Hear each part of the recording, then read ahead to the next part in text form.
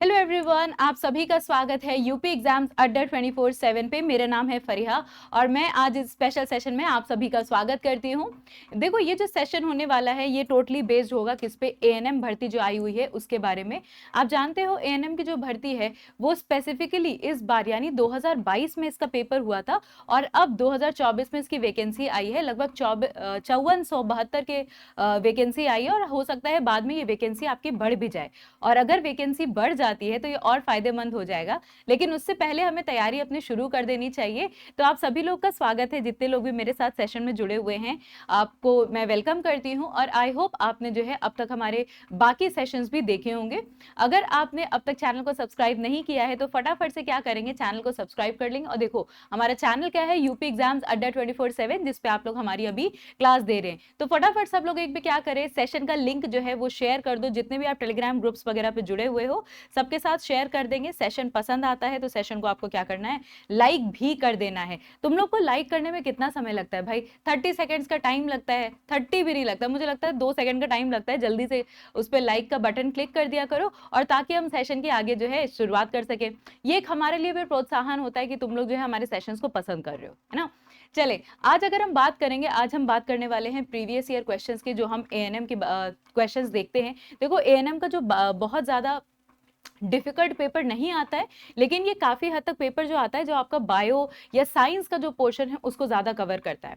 और ये vacancy specifically अगर हम बात करें, ये वैकेंसी जो है बड़ी ही इंपॉर्टेंट है आपकी। 2024 में ये भर्ती आई हुई है, तो इस भर्ती के लिए आपको, अगर आपने फॉर्म अब तक नहीं भरा है भाई, तो फॉर्म भर देना, है ना। फॉर्म भर दीजिएगा इसको और हम क्या करेंगे, एक एक करके क्वेश्चंस को डिस्कस करना शुरू करेंगे और जो भी इसमें बीच बीच में जानकारी होगी वो आपको मिलती रहेगी।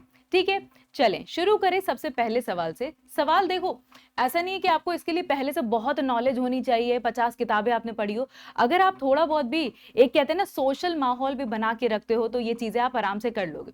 चलो सवाल देखते हैं क्या है। सवाल कह रहा है कि निम्नलिखित में से कौन मानसिक रूप से स्वस्थ व्यक्ति की विशेषताओं में से एक है। ये क्या कोई रॉकेट साइंस का सवाल है? नहीं ना, ये तो सवाल हमें भी पता है कि अगर हम बात करें कि कोई मानसिक तौर पे स्वस्थ क्या होगा, वो व्यक्ति क्या होगा, उसकी कैरेक्टरिस्टिक क्या देखने को मिलेंगी आपको। पहला, कि अधिक रक्षात्मक प्रतिक्रिया का उपयोग करेगा वो। दूसरा, कि लगातार अतीत में रहेगा, पुरानी बातें करेगा, पुरानी चीजों को सोचेगा। तीसरा, कि खुद की सीमा की उपेक्षा करेगा। और चौथा, कि अच्छी दोस्ती और रिश्तों के साथ वो बना के रहेगा। मन अच्छा रहेगा तो माहौल भी अच्छा रहेगा। तो क्या लगता है आपका इसका आंसर आपको क्या देखने को मिल सकता है? देखो, सवाल ना मैंने जैसे बोला कि बहुत आसान है, सिंपल एक चीज पकड़ो। कह रहा है क्या कि मानसिक रूप पे, मानसिक तौर से क्या है आपका, हेल्दी पर्सन है। देखो, हेल्थ जब हम बात करते हैं ना, तो कोई भी व्यक्ति के स्वास्थ्य की बात कर रहे हो तो दो प्रकार के स्वास्थ्य होते हैं। पहला तो ये होता है कि आप शारीरिक तौर पे कितने स्वस्थ हो और दूसरा ये होता है कि आप मानसिक तौर पे कितना स्वस्थ हो। तो पहला जो स्टेटमेंट कह रहा है कि ये अपने जो है रक्षात्मक प्रतिक्रिया का उपयोग करेगा बार बार, तो क्या ये सही है? नहीं।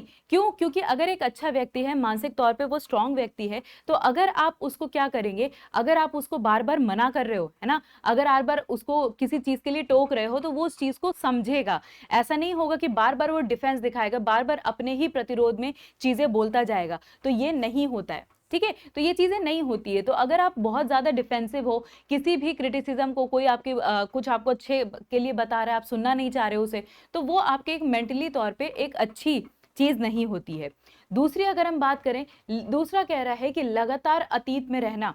देखो, ये तो हमारे बड़े बूढ़े भी कहते हैं ना कि बहुत ज्यादा, पहली चीज, बहुत ज्यादा फ्यूचर के बारे में नहीं सोचना चाहिए। सोचना चाहिए लेकिन बहुत ज्यादा नहीं कि तुम खाली यही सोचते रहो कि आगे आने वाले 2 साल में हम क्या करेंगे, 2 साल में तुम्हारा सिलेक्शन कहाँ होगा, तुम ये सोच रहे हो, तुम बैठ के कहते हैं ना ख्याली पुलाव बना रहे हो कि हम सोच रहे हैं 2 साल में हमारा क्या होगा। लेकिन आज के समय पे जब हमें पढ़ाई कर लेनी चाहिए, आप नहीं पढ़ रहे हो। और या फिर आप पुराना सोच के बैठोगे, अरे मैंने आरआरबी का पेपर दिया था, मेरा उसमें 2 नंबर से रह गया, अब मैं क्या करूं, अब तो मुझसे कुछ हो ही नहीं सकता। तो ये तरीके सही नहीं होते। इसका मतलब ये है कि बहुत ज्यादा अतीत को अगर आप सोच रहे हो तो आप कोई बहुत हेल्दी पर्सन नहीं हो। अगर आप अतीत को छोड़ करके आगे बढ़ गए हो, आपने अपने अतीत को एक्सेप्ट कर लिया है कि हाँ ये गलतियां हो गई मुझसे, चलो आरआरबी का पेपर था, जीडी का पेपर था, नहीं निकल पाया, अब मैं क्या करूं, आगे की तैयारी करता हूं। तो अपने प्रेजेंट में रहो कि आज जो हम कर सकते हैं उसके बारे में करना चाहिए। तो अगर आप आज पे फोकस करके स्ट्रांग हो करके फ्यूचर की तैयारी कर रहे हो, वो अच्छी चीज है। लेकिन लगातार अपने पास्ट के बारे में सोचते रहना, हमने किसी को खो दिया, हमारा किसी एग्जाम में सिलेक्शन नहीं हुआ, हमारा कुछ नुकसान हो गया, खत्म हो गया, तो वो आपके अतीत में रहना एक अच्छी पहचान नहीं होती है। तीसरी अगर हम बात करें, तीसरा कह रहा है खुद की सीमा की उपेक्षा करना।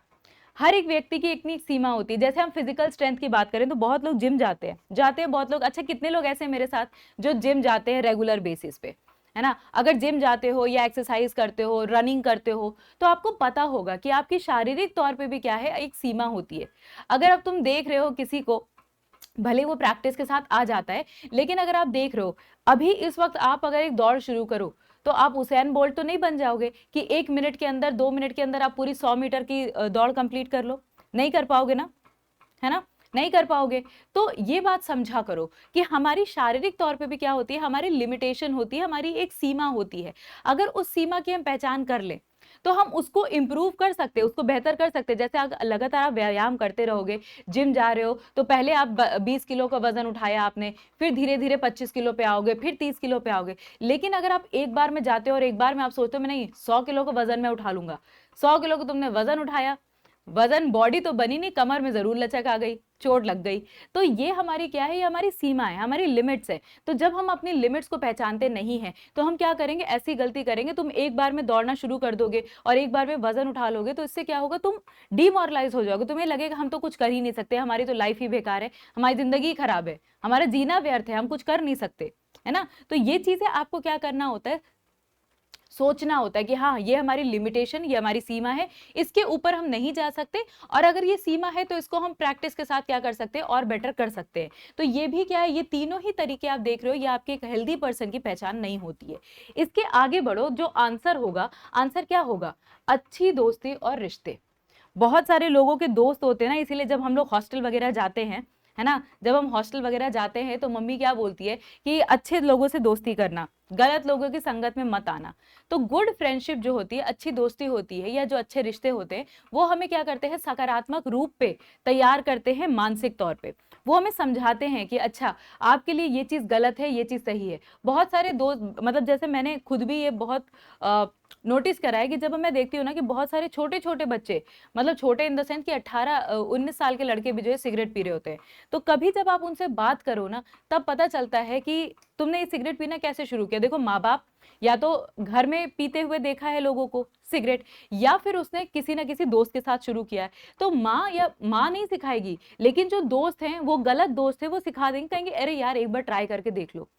एक बार आपने ट्राई कर लिया, फिर उसकी आपकी आदत पड़ जाएगी, लत लग जाएगी उस चीज की। तो अच्छे दोस्त हमारे साथ होना बहुत जरूरी है। रीजन ये होता है कि अच्छे दोस्त आपको एनर्जी देते हैं। अगर तुम मान लो एग्जाम में फेल भी हो रहे हो, है ना, एग्जाम में अगर फेल भी हो रहे हो, तो वो तुमको समझाएगा कि भाई परेशान ना हो, ऐसे कर सकते, ऐसे कर सकते। जो अच्छे रिश्ते हैं, आप उनसे अपने मन का बोझ जो है वो डिस्कस कर सकते हो। तो जब आप ये चीजें करते हो, देखो एक चीज हमेशा याद रखना, ये चीज हमेशा याद रखना कि जब आप मानसिक तौर पे परेशान हो, तो उस अपनी परेशानी को किसी ना किसी एक व्यक्ति के साथ शेयर किया करो। अब जैसे तुम लोग स्टूडेंट्स हो, है ना, जितने भी बच्चे मेरे साथ आप सभी जुड़े हुए हो, आप सभी क्या हो, आप मेरे स्टूडेंट्स हो। लेकिन जब आप परेशान होते हो ना, तो मैं हमेशा आप सबको कहती हूँ कि लाइफ में कोई एक बंदा ऐसा रखना, एक व्यक्ति ऐसे रखना, जैसे चाहे तुम्हारी दोस्त हो, चाहे तुम्हारी माँ हो, मौसी हो, चाचा हो, चाची हो, कोई हो, एक रिश्ता ऐसा होना चाहिए जिसके साथ आप क्या कर सकते हैं, अपनी डिस्कशन कर सकते हैं। अभी होता क्या है कि पेपर है,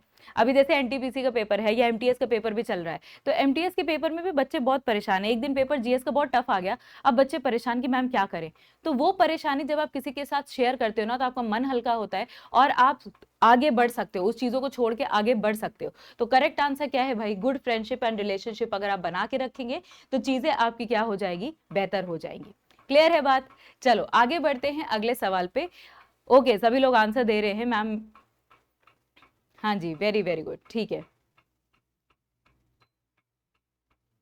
बहुत ज्यादा खुश रहती हूँ, अच्छी बात है, खुश रहना भी चाहिए। चलें अगला सवाल कि एक सहज प्रतिक्रिया जो मन अनजाने में ऐसी स्थिति से निपटने के लिए उपयोग करता है जो चिंता या संकट का कारण बनती है, उसे हम क्या कह सकते हैं। कभी कभार ऐसा होता है ना कि हमारा माइंड किसी ने कुछ कहा और हम तुरंत उस पर रिएक्ट करना शुरू कर देते हैं, तो वो हम सोच नहीं रहे हैं, हमारा दिमाग सोच नहीं रहा है, लेकिन वो कोशिश कर रहा है, रिएक्ट कर रहा है, तो उस चीज को आप क्या बोलोगे? रक्षात्मक प्रतिक्रिया बोलोगे, तनाव प्रबंधन बोलोगे, पलायन अनुक्रिया कहोगे, या सुपर ईगो होता है हमारा? हाँ जी,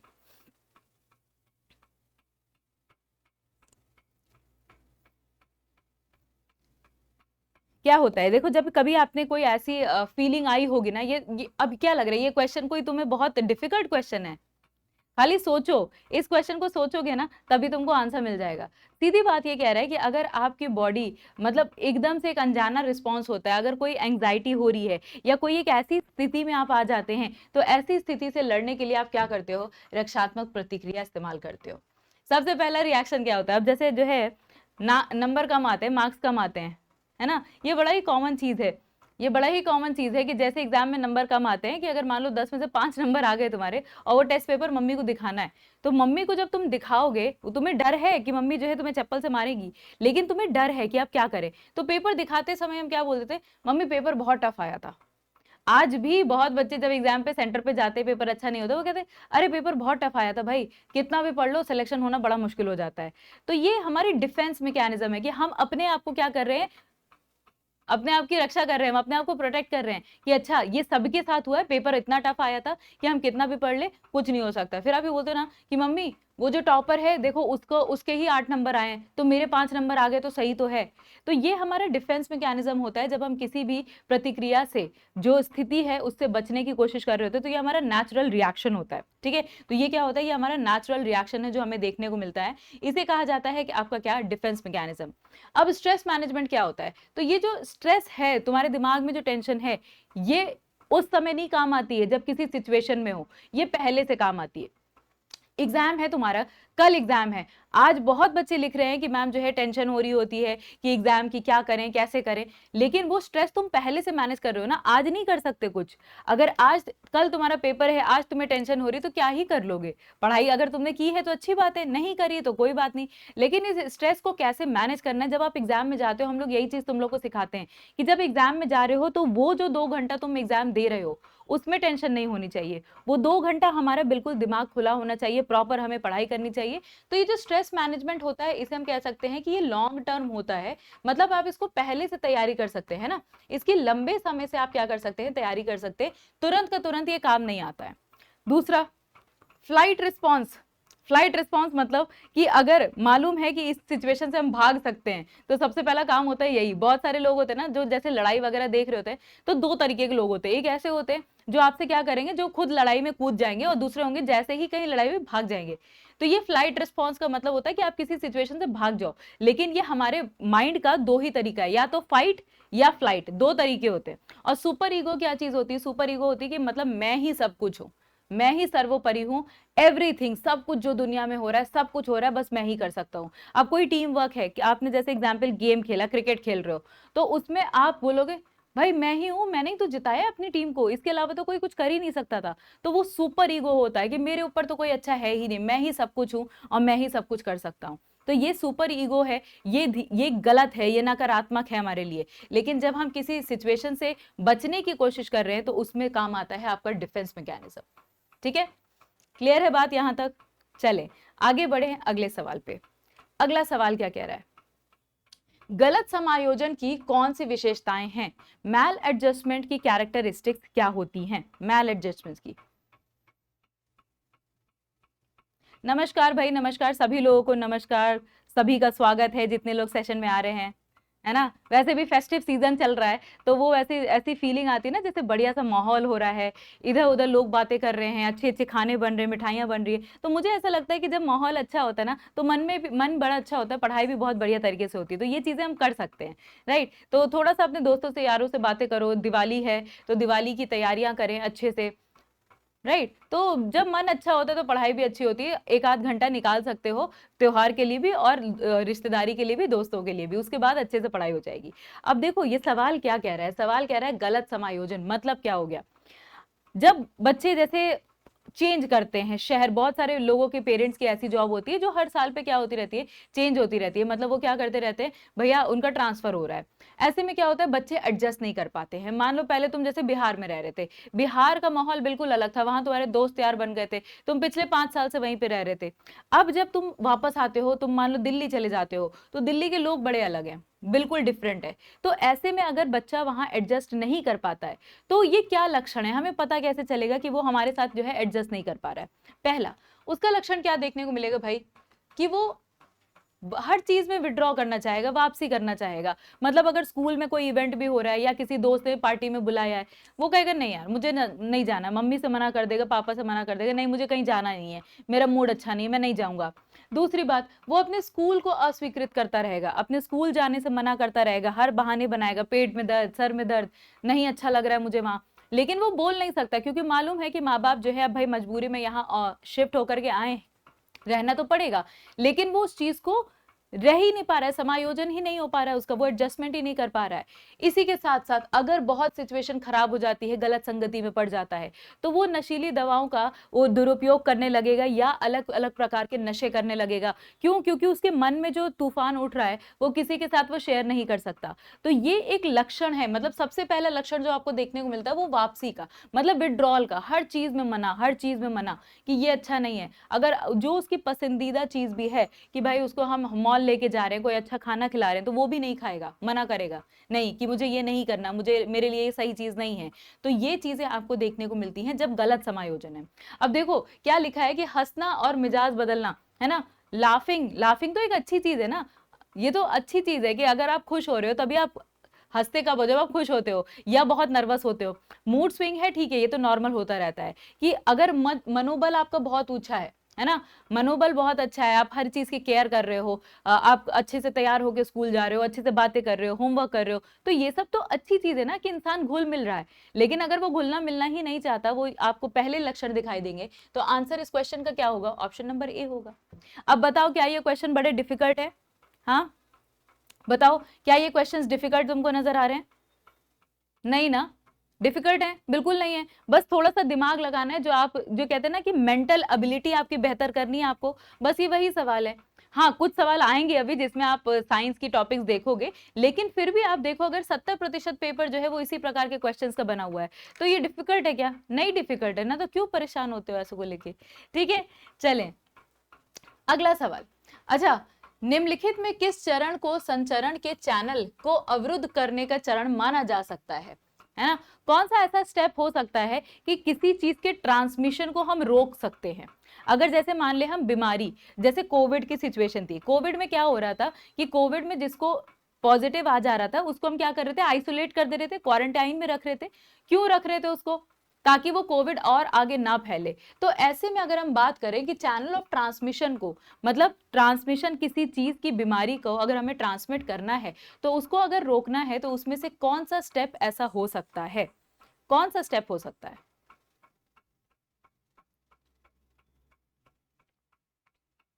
खाद्य स्वच्छता के मानकों में सुधार करना चाहिए हमें, रोग की अधिसूचना देनी चाहिए, रोग की निगरानी करनी चाहिए, या बीमार व्यक्ति के प्रयोगशाला परीक्षण करना चाहिए, कि लैब टेस्ट करवा देने चाहिए उसके।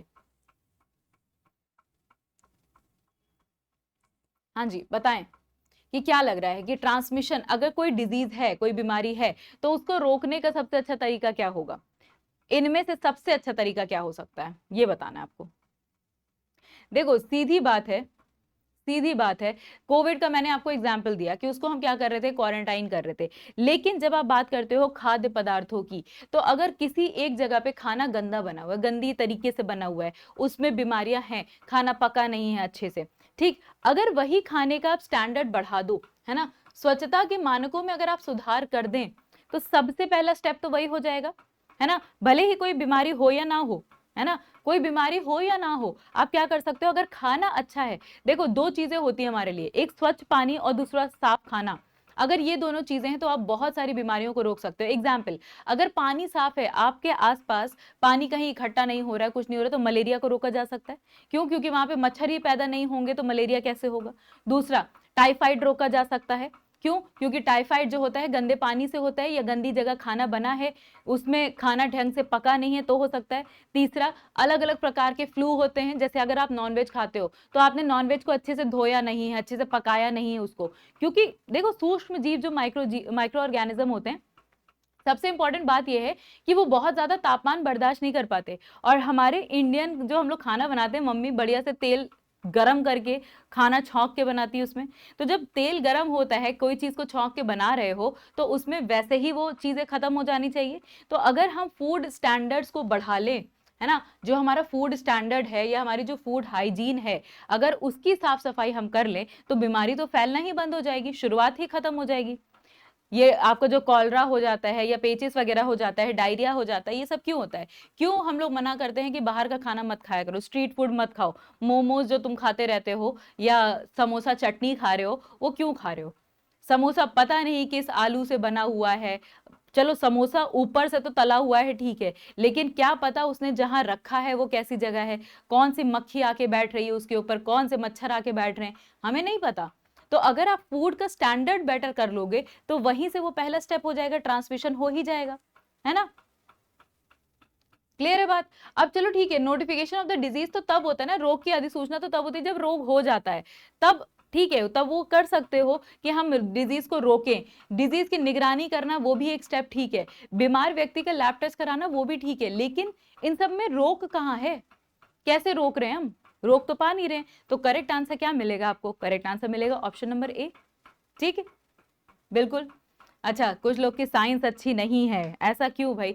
साइंस की मेरी क्लास होती है एनटीपीसी की, रोज तुम लोग को बताते हैं एनटीपीसी की मेरी क्लास आ रही है, कर लो, क्लास कर लिया करो। अलग से सारे इसमें सेशंस करा रहे हैं, प्रैक्टिस सेट्स भी करा रहे हैं, फिर भी तुम्हें अगर क्लास नहीं करनी तो क्या कर सकते हैं? और अच्छा देखो, जो ये जो हमारा एएनएम का बैच है, इस एएनएम के बैच को अगर आपको परचेज करना है तो आप हमारे अड्डा की वेबसाइट पे जा सकते हो, या फिर आप क्या कर सकते हो, एप्लीकेशन डाउनलोड कर सकते हो, ऐप डाउनलोड कर लो, और अगर आप मेरा कोड इस्तेमाल करोगे Y968, तो इससे क्या हो जाएगा, आपको डिस्काउंट मिल जाएगा, जो अभी आपका रेट चल रहा है बैच का वो कैसा हो जाएगा, सस्ता हो जाएगा। ठीक है, चलो। हाँ देखो, ये क्वेश्चन टफ नहीं है, क्वेश्चन आसान है, बस आपको क्या करना है, थोड़ा दिमाग इस्तेमाल करना है। चलें बड़े अगले सवाल पे। अगला सवाल कह रहा है कि कुकुर खांसी जो पर्ट्यूसिस या वूपिंग कफ होती है, इसके संचरण का तरीका क्या है, मतलब ये कैसे फैलती है? पहली चीज तो ये बताओ, आपने कभी सुना है वूपिंग कफ के बारे में, कुकुर खांसी के बारे में सुना है? ये क्या चीज होती है, ये कैसी खांसी होती है? पता है कि ये खांसी कैसी होती है? नाम से पता चल रहा होगा तुम्हें, कुकुर खांसी। देखो, वूपिंग कफ ऐसा होता है कि जब आपके बहुत ज्यादा खांसी आती रहती है और आप जब सांस लेते हो ना तो सांस भी नहीं ठीक से ले पाते हो, तो ये कफ आवाज ऐसा निकालता है ना, जैसे कि तुम ऐसे बिल्कुल सांस नहीं आ रही है, हम मैनेज नहीं कर पा रहे, तो जैसे लगातार कुत्ते भौंकते रहते हैं ना, लगातार भौंक रहे, वैसे ही लगता है कि आपकी खांसी जो है एक बार शुरू होती है तो वो चलती ही जाती है 5-6 मिनट तक ही। तो ये चीजें देखने को मिलती है आपको वूपिंग कफ में। तो वूपिंग कफ का ट्रांसफर कैसे होता है, मतलब ये जो बीमारी है ये कैसे शुरू होती है?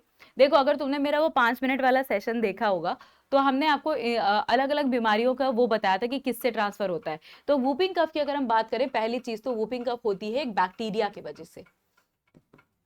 ठीक है, वूपिंग कफ होती है एक बैक्टीरिया की वजह से, और बैक्टीरिया का नाम क्या है? बैक्टीरिया का अगर आप नाम लिखना चाहें तो बॉर्डेटेला पर्ट्यूसिस इसके बैक्टीरिया का नाम है। हाँ, काली खांसी जो है, काली खांसी का ही एक प्रकार है ये, काली खांसी भी इसको कहा जाता है। तो सही है कि काली खांसी या कुकुर खांसी, पर्ट्यूसिस या वूपिंग कफ इसको कहा जाता है। ठीक है, चलो अगर हम आगे बढ़े, देखो अगर हम बता रहे थे आपको कि बैक्टीरिया जो है, बैक्टीरिया का नाम क्या है? बॉर्डेटेला पर्ट्यूसिस। ठीक है, बॉर्डेटेला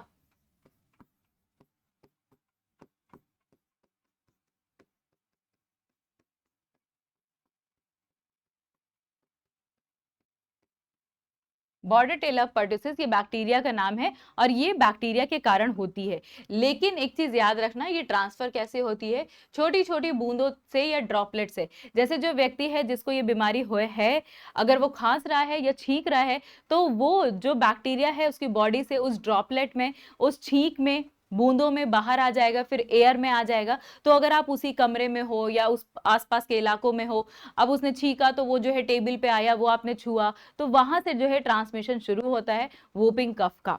ठीक है, वूपिंग कफ का, लेकिन एक चीज याद रखना कि वूपिंग कफ की एक वैक्सीन भी आती है ना। वूपिंग कफ की वैक्सीन आती है जिसको हम ट्रिपल वैक्सीन है, डीपीटी नाम से होती है।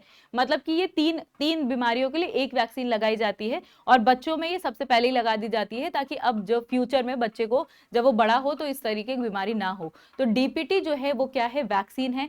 इसमें कौन कौन सी बीमारियां कवर की जाती है? पहला कवर किया जाता है आपका डिप्थीरिया। इसमें डिप्थीरिया होती है। पी मतलब पर्टुसिस, यही बीमारी जो आप देख रहे हो, जिसके बारे में पढ़ रहे हैं, पर्टुसिस या वूपिंग कफ जो होती है। और टी की अगर हम बात करें तो तीसरी होती है टेटनस, ट्यूबरक्लोसिस शायद।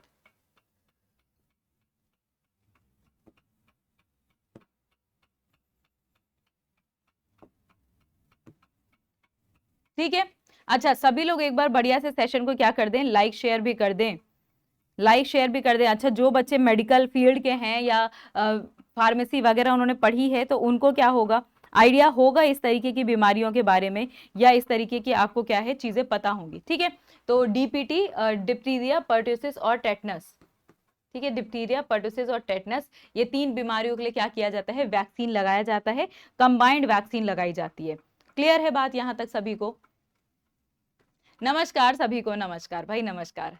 राइट, चलो आज है है ना। तो आज वैसे भी आप जानते हो हम लोग का क्या है कि स्पेशल सेशन चल रहा होता है, तो स्पेशल सेशंस हैं, एंजॉय करिए सेशंस को, अच्छे से पढ़ते रहिए।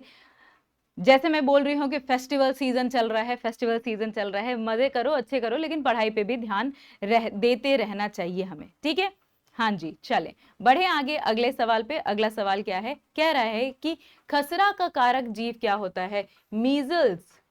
मीजल्स किसके कारण होता है?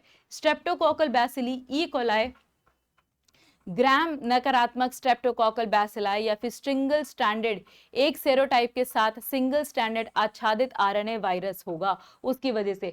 अब देखो ये सवाल है डिफिकल्ट थोड़ा सा, क्यों? क्योंकि हमें ये पता है कि खसरा होता है किसी वायरस की वजह से, है ना, लेकिन अब वो क्या होता है, किस प्रकार का होता है, नाम क्या होता है, वो चीजें शायद हमें नहीं पता होंगी, कि बैक्टीरिया से हो रहा है कि वायरस से हो रहा है, हम बस बेसिक जानकारी ले सकते हैं, है ना। तो मीजल्स के बारे में पूछ रहा है, तो मीजल्स किसके वजह से होता है?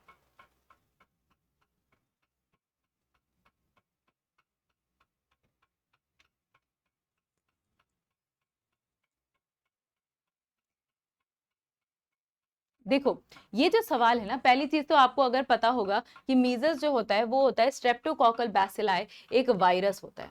जैसे मैं फिर एक बार बता देती हूँ कि मैंने जो 5 मिनट के सेशंस लिए थे उसमें मैंने आपको पूरा बताया था कि वायरस की वजह से कौन सी डिजीज होती है, बैक्टीरिया की वजह से कौन सी होती है, वो सारी चीजें आपको बताई थी मैंने। लेकिन तुम तो सेशन देखते ही नहीं हो, क्योंकि तुम्हारे पास 5 मिनट का भी सेशन नहीं है ना, 5 मिनट का भी समय नहीं होता है। 5 मिनट हम रील चला लेंगे, फेसबुक चला लेंगे, लेकिन हम क्लास नहीं करेंगे। इसीलिए इतना सोचते हैं तुम लोग के लिए कि ज्यादा समय ना लगे, 5 मिनट के अंदर सारी चीजें पता चल जाएं, कि अगर एग्जाम है तो रिवीजन कर लिया जाए। ठीक है, तो चलो करेक्ट आंसर तो मिल गया हमें, क्या मिलेगा, ऑप्शन नंबर, सॉरी सॉरी, हाँ वायरस तो है, दैट इज करेक्ट, कि वायरस की वजह से होता है, कि हमारी ये जो बीमारी है ये किसके कारण होती है, वायरस की वजह से। अब ये वायरस किस प्रकार का वायरस होता है, ये होता है आरएनए वायरस।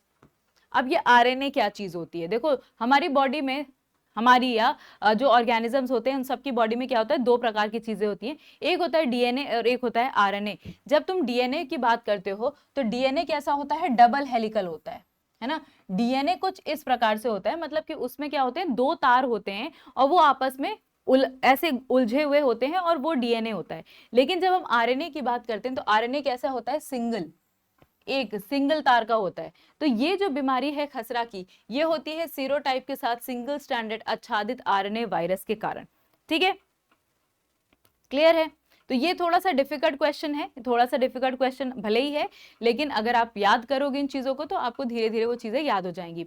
मीजल्स से इसीलिए कहा जाता है कि मीजल्स, पहली चीज ये भी ट्रांसफर कैसे होता है, एयर से ट्रांसफर होता है, ड्रॉपलेट से ट्रांसफर होता है, यानी कि वायु जनित है, ड्रॉपलेट से ट्रांसफर हो सकता है। इसीलिए कहा जाता है कि अगर किसी व्यक्ति को खसरा है या मीजल्स है तो आप उससे दूर रहें, है ना, उसके रूम में जाके मत बैठो, उसके बिस्तर पे मत बैठो साथ में जाके। क्यों? क्योंकि जो भी मीजल्स हैं, दाने वगैरह निकलते हैं, उसकी वजह से क्या होता है, जो पस निकलता है वो पूरे शरीर पे होता है, उसके साथ वो टेबल पे होगा, उसके साथ वो चादर पे होगा, जब वो छींक रहा है, बोल रहा है, तो उससे जो वायरस बाहर निकल रहा होता है। और अगर आप सेम हवा में सांस ले रहे हो, चीजों को कर रहे हो, तो आपको क्या देखने को मिलेगा, खसरा जो बीमारी है वो आपको भी हो सकती है, अगर आपको पहले नहीं हुई है तो हो सकती है ना। तो इसीलिए कहा जाता है खसरा है, या आपको चिकन पॉक्स हो गया है। तो इन सारी चीजों से आपको क्या करना होता है, दूर रहना होता है, उन व्यक्तियों से भी जो क्या कर रहते हैं, जिनको ये बीमारी रहती है। ठीक, चलें आगे बढ़े अगले सवाल पर। अगला सवाल कह रहा है कि क्षय रोग का मुख्य लक्षण क्या है। ट्यूबरक्लोसिस, जिसे आप टीबी बोलते हो, हमें कैसे पता चलता है कि किसी व्यक्ति को टीबी हो गई है? ट्यूबरक्लोसिस कैसे पता चलेगा?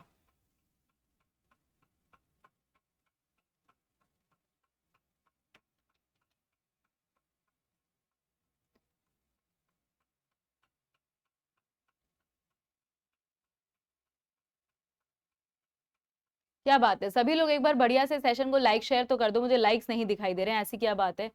हाँ, सेशन अगर अच्छा लग रहा है तो सेशन को लाइक तो कर ही सकते हैं आप लोग, है ना। सेशन को लाइक शेयर कर सकते हैं, तो जल्दी से इसको लाइक कर दिया करें। और देखो, बिल्कुल करेक्ट है, पहली चीज याद रखो, ये जो टीबी बीमारी होती है, क्षय रोग जो होता है, ये किसके कारण होता है? एक बैक्टीरिया होता है ना। पहली चीज याद रखेंगे, किसकी वजह से हो रहा है? बैक्टीरिया की वजह से होता है।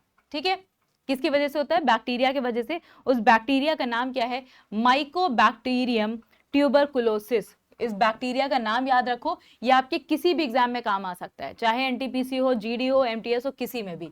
तो इसका नाम क्या है? Mycobacterium, Mycobacterium tuberculosis.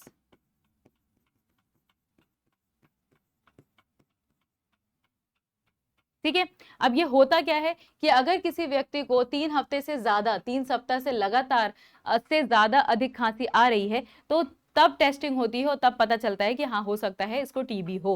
क्यों? क्योंकि जो नॉर्मल खांसी होती है ना, जो ऐसे नॉर्मल वायरस वगैरह की वजह से होती है, अब जैसे मौसम चेंज हो रहा है, मौसम चेंज होगा तो खांसी जुकाम हो जाएगा, वो नॉर्मल है।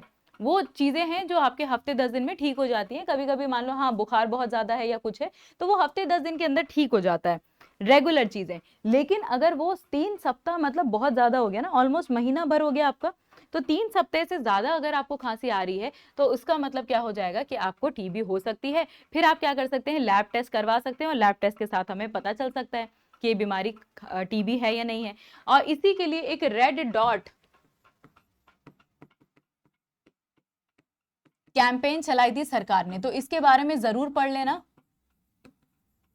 फिर कहेंगे कि ये कॉमन है, जरूरी नहीं कि खाली आप इस पेपर की बात कर रहे हो, किसी भी पेपर के लिए, किसी भी एग्जाम के लिए क्या है, ये आपका जरूरी है। तो रेड डॉट कैंपेन जो है सरकार ने चलाई थी, टीबी को ही ध्यान में रखते हुए सरकार ने बताया कि भैया आप क्या करें कि चेक करवाओ, अगर 3 हफ्ते से ज्यादा खांसी आ रही है तो आप चेक करवाइए कि क्या ये टीबी तो नहीं है।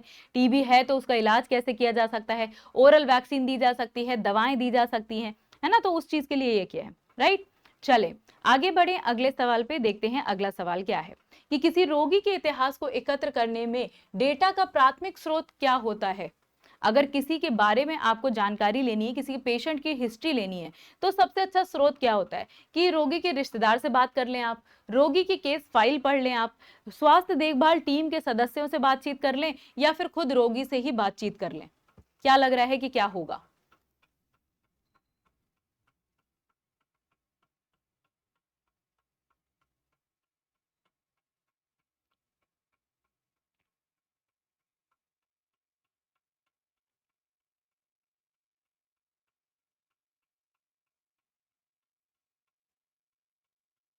क्या लग रहा है? रोगी की केस फाइल पढ़ ली जाए?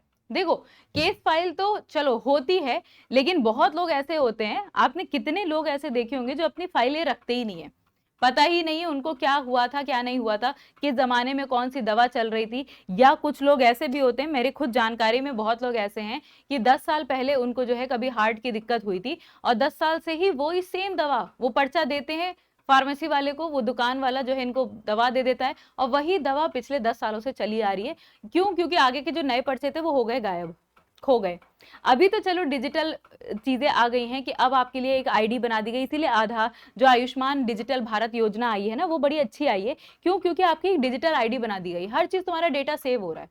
अगर तुम बुखार के लिए भी डॉक्टर के पास गए हो, दिखाया है, तो वो तुम्हारा डेटा पूरा सेव हो जाएगा। लेकिन रोगी की अगर केस फाइल हम पढ़ भी लें, है ना, तो रोगी की केस फाइल से हमें बहुत अच्छी जानकारी नहीं मिलेगी। प्राथमिक स्रोत नहीं हमारा, ये सेकेंडरी हो सकता है, द्वितीय तरह का हो सकता है कि हम बाद में इसकी जानकारी लें। लेकिन अगर आप तुरंत किसी पेशेंट को देख रहे हो, है ना, कि वो बीमार लग रहा है, तो आप क्या करोगे, सीधा पेशेंट से बात करोगे ना, सीधा आप पेशेंट से बात करेंगे। तो अगर आप खुद रोगी से, पेशेंट हिमसेल्फ, करेक्ट आंसर क्या मिलेगा, रोगी से खुद बात करो। प्राथमिक सोर्स पूछ रहा है, पहला सोर्स, अगर कोई बीमार दिख रहा है तो पहले तुम क्या उसकी फाइल ढूंढोगे, हाँ, या फिर स्वास्थ्यकर्ताओं हैं वहां पे ढूंढ के लाएंगे, भैया कौन सी नर्स इनको अटेंड कर रही है, या इनके रिश्तेदार कौन है। आप सीधा पेशेंट से पूछते हो कि भाई यहाँ क्यों बैठे हो, हॉस्पिटल क्यों आए हो, क्या बीमारी है, क्या दिक्कत है, तब आप पर्चा बनाते हो या उस तरीके से चीजों को आगे लेकर के जाते हो। तो ये चीजें याद रखा करो। क्या पूछा गया है, सवाल पूछा गया है, प्राथमिक स्रोत क्या है, प्राथमिक, है ना। तो डायरेक्ट पेशेंट से पूछ लो भाई, कि तुम्हें, तो वो बता देगा हाँ मुझे खांसी आ रही है इतने दिनों से, या मुझे फीवर आ रहा था, मैं डॉक्टर को दिखाने आया हूँ। फिर वो बोलेगा हाँ ये मेरे पर्चे हैं, ये मेरी फाइलें हैं। तब आप उस फाइलों को पढ़ोगे, फाइलों में आप ज्यादा जानकारी ले पाओगे कि अच्छा इसको इस तरीके की बीमारी है, एक्सरे करवाया था इसने, अल्ट्रासाउंड करवाया था इसने। तो वो जानकारी तो बाद की बात है ना। हाँ, बहुत लोगों को डी लग रहा था लेकिन कंफ्यूज हो गए। लेकिन थोड़ा सा दिमाग इस्तेमाल करो, थोड़ा सा दिमाग इस्तेमाल करो, क्वेश्चन को समझो और तब आगे बढ़ो। समझ में आ रही है बातें। चलो, पेशेंट हिमसेल्फ जो है वो खुद सबसे पहली जानकारी अच्छी दे पाएगा। अगला सवाल कि हाइपोक्सीमिया क्या होता है, हाइपोक्सीमिया क्या होता है। अगेन मैं बोलूंगी आप सभी को, अगर आपने अब तक एएनएम का जो हमारा पेड बैच है, जैसे अभी तो हम क्वेश्चंस कर रहे हैं, है ना, अभी हम क्वेश्चंस कर रहे हैं, लेकिन आप सोचोगे ना मैम इसका कंटेंट कहाँ मिलेगा, तो इसका कंटेंट आपको हमारे बैच में मिल जाएगा, एएनएम के बैच में। ये कहाँ पे है, Y968 का कोड आप लगाओगे अगर, तो कोई भी बैच हो, चाहे तुम एनटीपीसी का बैच ले रहे हो, हमारा जीडी वाला ले रहे हो, इलाहाबाद हाईकोर्ट का ले रहे हो, उन सब में अगर आप मेरा कोड इस्तेमाल करेंगे Y968, तो उससे आपको लगभग 80% तक डिस्काउंट मिल जाएगा, है ना। तो 80% तक डिस्काउंट वैसे नहीं मिलता है, तो आप लगा दोगे अगर ये कोड, तो आपको कोई भी कोड, अड्डा का कोई भी कोड लेना है, कोई भी बैच लेना है, Y968 इस्तेमाल करेंगे, वो मिल जाएगा आपको, ठीक है।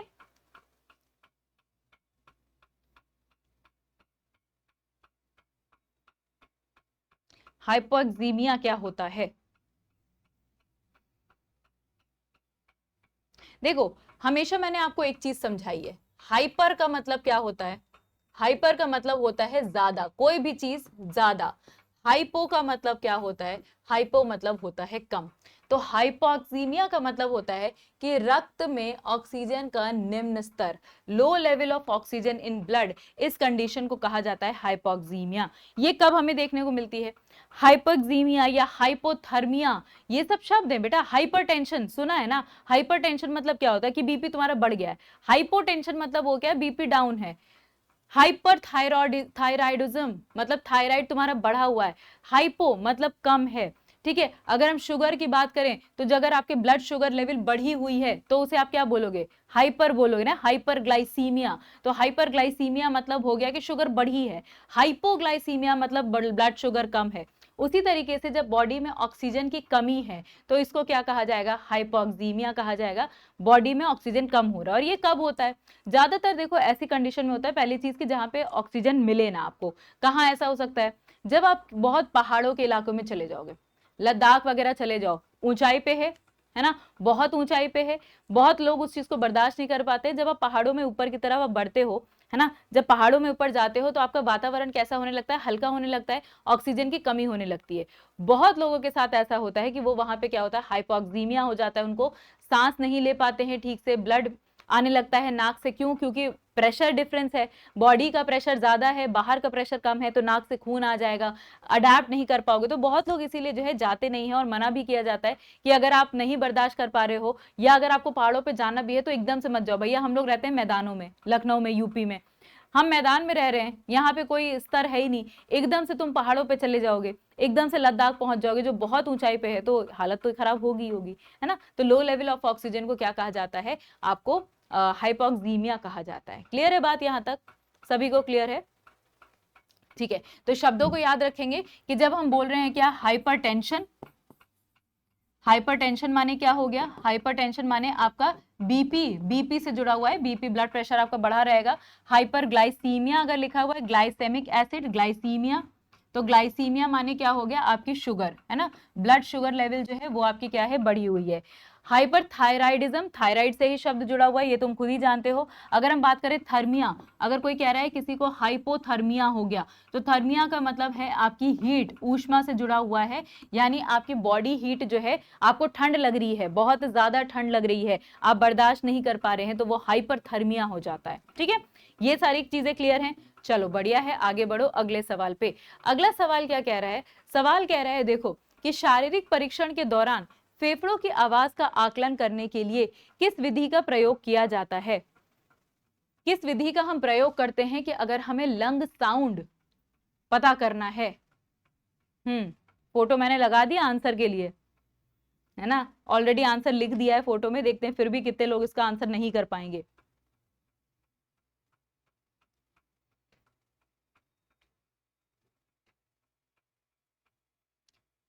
भाई बताओ, क्वेश्चन बड़ा ही आसान सवाल है। अगर तुम्हें फेफड़े की आवाज सुननी है तो उसके लिए क्या इस्तेमाल किया जाएगा, स्टेथोस्कोप इस्तेमाल किया जाएगा ना, स्टेथोस्कोप, ये तो मालूम होगा।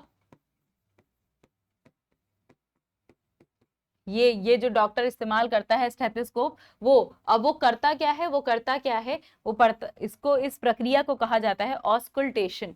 इस प्रक्रिया को कहा जाता है ऑस्कल्टेशन। इसका मतलब ये होता है कि वो क्या कर रहे हैं, स्टेथोस्कोप लगा के आपके लंग्स पे, आपके फेफड़ों पे उनकी उसकी आवाज सुनने की कोशिश करते हैं। उससे वो अंदाजा लगाते हैं कि आपके फेफड़े कितने सही हैं, है ना। अगर सही आवाज आ रही है, कुछ गड़गड़ाहट नहीं आ रही है, इसका मतलब है हाँ बिल्कुल साफ है। मतलब वो तो मेडिकल वाले तुम लोग ज्यादा बेहतर जानते होगे कि क्या किया जा सकता है, जो लेकिन नॉर्मल तरीका है वो यही है। इस प्रक्रिया को कहा जाता है ऑस्कल्टेशन।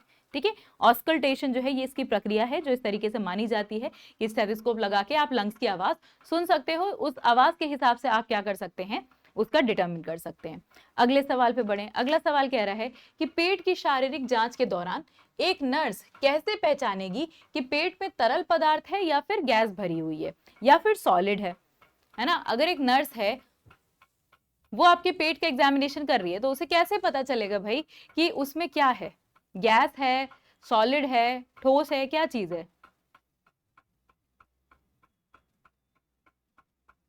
कैसे पता करेगी वो, अवलोकन करेगी, अस्कल्टेशन करेगी, कानों से आवाज सुनेगी या फिर आघात से सुनेगी। देखो अस्कल्टेशन तो अभी हमने बताया कि अस्कल्टेशन से आप क्या है, फेफड़ों की आवाज सुन रहे हो, पेट की आवाज थोड़ी सुन सकते हैं, है ना। तो बी तो नहीं होगा, बाकी क्या होगा।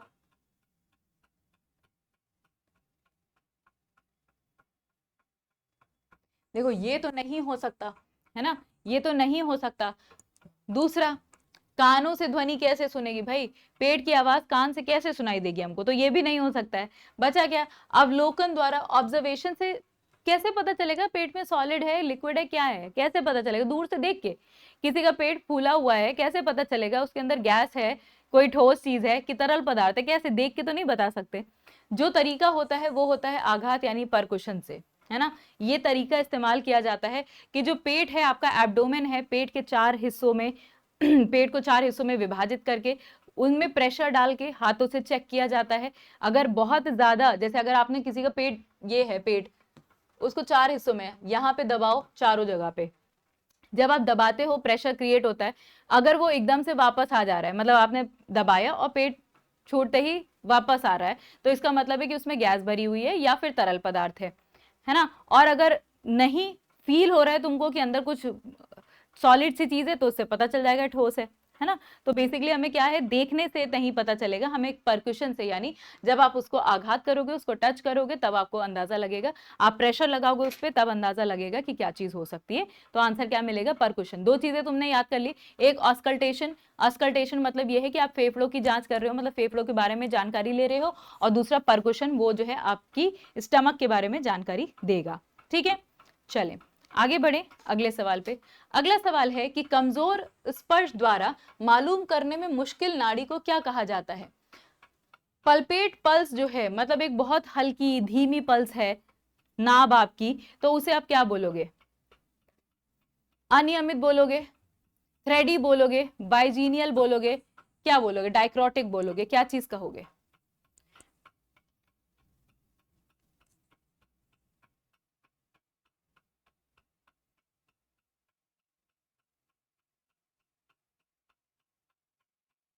चलें सभी लोग आंसर करें, और सब लोग एक बार भैया सेशन को लाइक भी कर दो।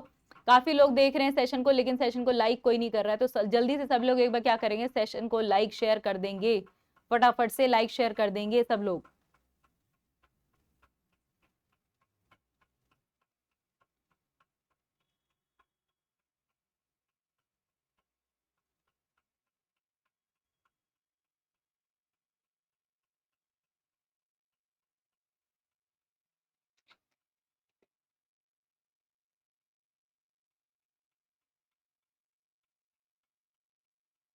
चलो जल्दी से बताओ क्या होगा। देखो इसका आंसर होगा थ्रेडी, ठीक है। अच्छा इसमें ऑप्शन ऊपर नीचे हो गए, लेकिन करेक्ट आंसर क्या मिलेगा आपको, ऑप्शन नंबर क्या दिखाई देगा, बी दिखाई देगा, थ्रेडी। इसको थ्रेडी कहा जाता है, ठीक है, इसको थ्रेडी कहा जाता है। तो ये चीज आप लोग क्या करेंगे, याद रखेंगे। आगे बढ़े, अगला सवाल। अगला सवाल कह रहा है कि निम्नलिखित में से कौन गर्भपात का सिक्वेला है, सिक्वेला, गर्भपात का सिक्वेला है, बांझपन, रक्त रसाव, गर्भाशय वेद या ग्रीवा की चोट। सर्वाइकल इंजरी हो रही है, यूट्रीन परफोरेशन हो रहा है, हेमरेज हो रहा है, इनफर्टिलिटी हो रही है। तो अगर हमें जानना है कि क्या किसी में अबॉर्शन स्टार्ट हो गया है, तो वो अबॉर्शन की सबसे पहली पहचान जो होती है वो क्या होती है, सबसे पहली पहचान क्या होती है। फर्स्ट टाइम ये नाम सुन रहे हैं, चलो कोई बात नहीं, अब तो सुन लिया ना, अब दोबारा जब पढ़ोगे तो याद रहेंगी वो चीजें। तो चलो बताओ भाई जल्दी से कि जब अबॉर्शन की अगर शुरुआत है तो वो हमें पहचान कैसे होगा, कि कैसे पता चलेगा कि सीक्वेंस क्या है, मतलब ऐसे सीक्वेला मतलब ये होगा, समझ लो कि सीक्वेंस क्या है, कि किसी चीज की शुरुआत होती है तो वो क्या होती है, ठीक। देखो सबसे पहला जो हमें सिम्टम दिखाई देता है वो होता है हेमरेज का। हेमरेज माने होता है कि ब्लड क्लॉट नहीं हो रहा है ना, लगातार रिसाव होता जा रहा है। अगर किसी जगह पे ब्लड इकट्ठा हो रहा है या बहुत ज्यादा ब्लड इकट्ठा हो गया है ना, तो वो क्या है, एक तरीके से पहली पहचान बताती है आपको कि अबॉर्शन की ये शुरुआत है। क्योंकि जब ये पूरी प्रक्रिया होती है, यूट्रीन परफोरेशन बाद में आता है, सर्वाइकल इंजरी वो बाद में होती है, लेकिन हेमरेज अगर कहीं एकदम से चोट लगी है और खून वहां पे इकट्ठा होना शुरू हो गया है, वो क्या है, वो एक पहली पहचान आपको दिखा देगी, ठीक है, पहली पहचान बताएगी कि ये चीजें क्या है, इस तरीके से चल सकती हैं। चले आगे बढ़े अगले सवाल पे। अगला सवाल क्या कह रहा है, उस स्थिति के लिए किस शब्दावली का प्रयोग किया जाता है जहां रोगी के को लेटते समय सांस लेने में कठिनाई महसूस होती है। अगर कोई पेशेंट है, जब वो लेट रहा है तो वो सांस नहीं ले पा रहा है, तो उसको आप क्या बोलोगे, एपनिया बोलोगे, स्लीप एपनिया बोलोगे, ऑर्थोपोनिया बोलोगे या डिस्पोनिया बोलोगे। ये सवाल थोड़ा सा डिफिकल्ट है, लेकिन आज ये जानकारी ले लोगे तो तुमको ये याद हो जाएंगी चीजें। चलें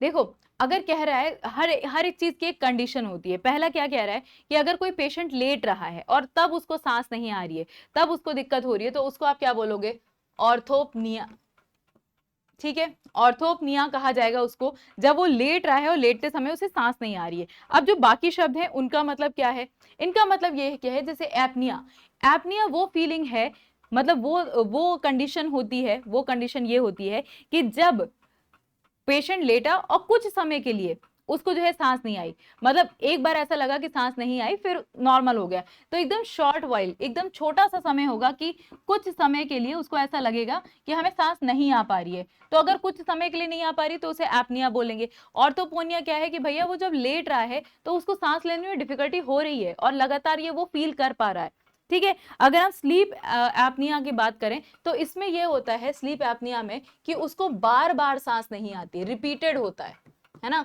बार बार सांस लेने में क्या होगी, दिक्कत होगी,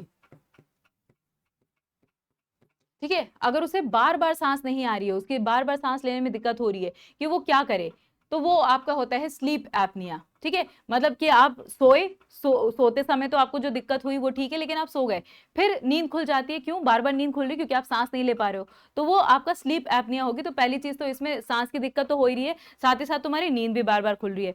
डिसअपनिया क्या होता है, डिसअपनिया का मतलब यह है कि उसको एहसास होगा, बार बार उसको एहसास ये चीज होती है कि अनकंफर्टेबल फील हो रहा है, चाहे वो बैठा हुआ है, चाहे वो लेटा हुआ है, किसी भी पोजीशन में है, अगर वो सांस नहीं ले पा रहा है तो उसे क्या फील होगी कि ये जो परेशानी है, ये जो दिक्कत होती है, इसे कहा जाता है डिसअपनिया। ठीक है, तो ये कुछ शब्द हैं, आई नो कि ये डिफिकल्ट शब्द हैं, आपको थोड़ा सा मुश्किल लग भी रहे होंगे पढ़ने सुनने में, लेकिन ये शब्द कैसे हैं समझ लो, एक बार समझ लोगे तो चीजें आपको याद हो जाएंगी। ठीक है, हाँ बिल्कुल। देखो, अगर एक बार सांस अच्छे से खुल के ले लो, वैसे ये तो एक्चुअली दिक्कत है, लेकिन जो हम लोग कहते हैं ना, एक बार खुल के अच्छे से सांस कब ले पाओगे, अभी मौसम सुबह सुबह अच्छा होता है, लेकिन अभी दिवाली सीजन है ना, दिवाली में क्या होगा, पटाखे जलेंगे, वायु प्रदूषण होगा। अगले दिन जब तुम बाहर निकलोगे तब तुम्हें एहसास हो जाएगा कि आपको सांस लेना कितना मुश्किल हो रहा है। क्यों? क्योंकि जो आपके पर्यावरण है इतना ज्यादा प्रदूषित हो जाता है कि एक दो दिनों तक तो ऐसा लगता है कि घर से बाहर ना निकले, सांस ना लें तो ज्यादा अच्छा है। लेकिन सांस लिए बिना जाओगे कैसे, मर भी तो जाएंगे। तो दिक्कत यही है कि चाहे ऐसे मरे, कुआं है एक तरफ और दूसरी तरफ है खाई, सांस लेके भी मरोगे, सांस ना लिए भी मरोगे। चलो खैर, ये सब क्वेश्चन ठीक है, तुमको समझ में आ रही है, बातें बातें समझ में आ रही है। चलें बढ़िया, बढ़े हैं अगले सवाल की तरफ। अगला सवाल क्या है कि संक्रामक रोग से ग्रसित रोगी द्वारा कमरे या भवन को खाली करने के बाद कीटाणु रहित करने को क्या कहा जाता है? तो उसको हम क्या कहते हैं? बेटा, आपको जो कोर्स है हमारा एएनएम का, वो आप क्या कर सकते हैं, अड्डा 24/7 की वेबसाइट पे चले जाना या एप्लीकेशन को डाउनलोड कर लीजिए, है ना। वहां पे जब आप यूपी एग्जाम्स में जाओगे, यूपी एग्जाम्स में आप आएंगे एएनएम पे, यूपी ट्रिपल एससी में, वहां पे एएनएम का आपको कोर्स दिखाई दे जाएगा। एक चीज याद रखना कि जब आप मेरा कोड लगाओगे Y968, तो Y968 का कोड लगा करके वो बैच आपको क्या हो जाएगा, सस्ता पड़ जाएगा। अगर आप और मतलब जो रेट है उसी पे परचेज करोगे तो रेट जो है बहुत ज्यादा है, अगर कोड इस्तेमाल कर लोगे तो सस्ता हो जाएगा। वहां पे देखो बाय डिफॉल्ट कुछ ना कुछ कोड तो लगा होगा, लेकिन उससे कम नहीं होगा, उससे लगभग 75% तुम्हें डिस्काउंट मिलता है। अगर ये हमारा कोड इस्तेमाल कर रहे हो तो इससे क्या हो जाएगा, तुम्हें ज्यादा फायदा हो जाएगा। चलो बढ़ो सवाल पे, कि सवाल, जब आप किसी व्यक्ति का कमरा साफ कर रहे हैं, अगर वो बीमार है तो उसे क्या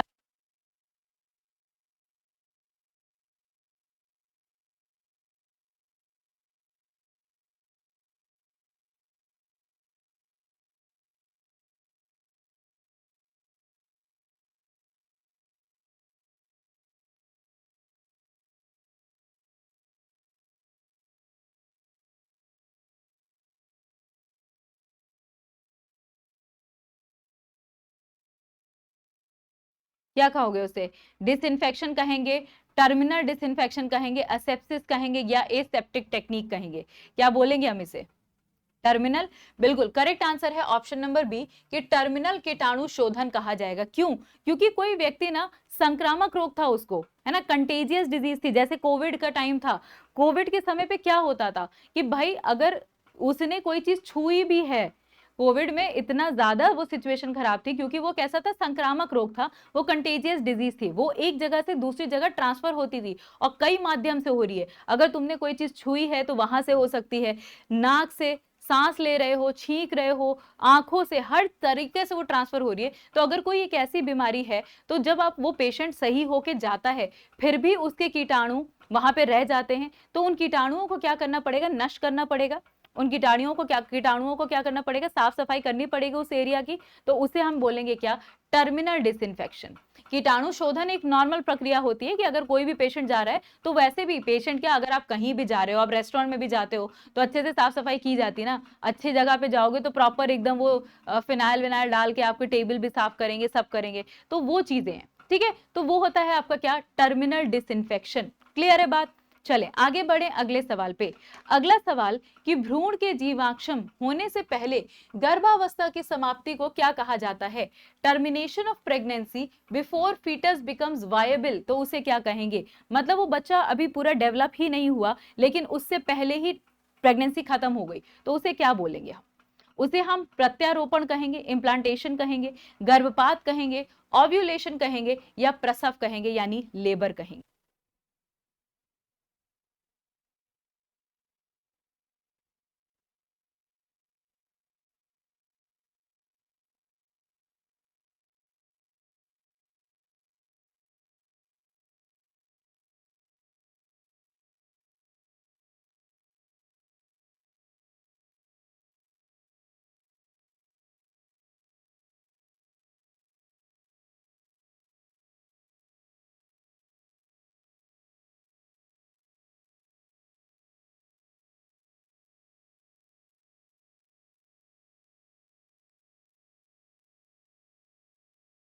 चलो देखो, सीधा सीधा क्या कह रहा है कि termination of pregnancy before fetus becomes viable, मतलब अभी वो फीटस पूरी तरह से बना ही नहीं है, मतलब वो बनना ही नहीं पाया था, उससे पहले ही अगर खत्म हो जा रहा है तो उसे आप क्या बोलेंगे, अबॉर्शन बोलेंगे, यानी गर्भपात बोलेंगे।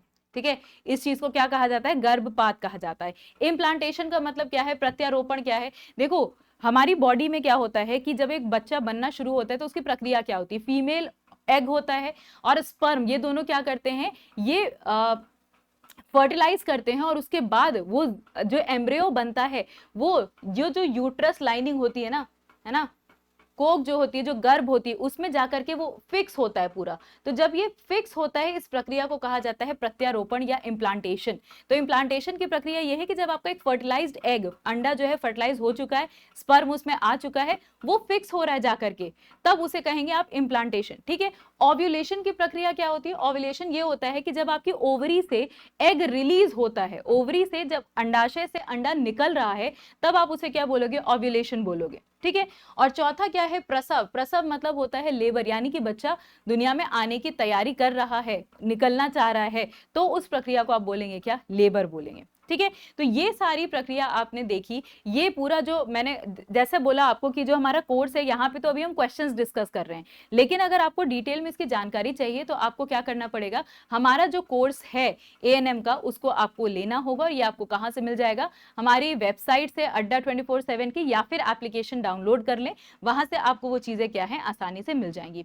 अब मैं आपको क्या करती हूँ, जो बच्चे पूछ रहे हैं कि मैम आपसे हम कनेक्ट कैसे कर सकते हैं, तो याद रखिएगा आप हमसे कनेक्ट कर सकते हैं कैसे, आप कनेक्ट कर सकते हो मेरे टेलीग्राम चैनल से, फरीहा मैम जीएस, ये मेरा टेलीग्राम चैनल है, और ये यूपी एग्जाम्स अड्डा 24/7 का क्या है, टेलीग्राम चैनल। यहाँ से आपको पीडीएफ वगैरह क्या है मिल जाती है। तो मैं एक बार साइड हो जाती हूँ ताकि आपको जो है पूरा दिख जाए। ठीक है, आई होप आज का सेशन आपको अच्छा लगा होगा, लेकिन अभी जाना नहीं है, सेशन को आपको करना है लाइक, शेयर, और चैनल को करना है।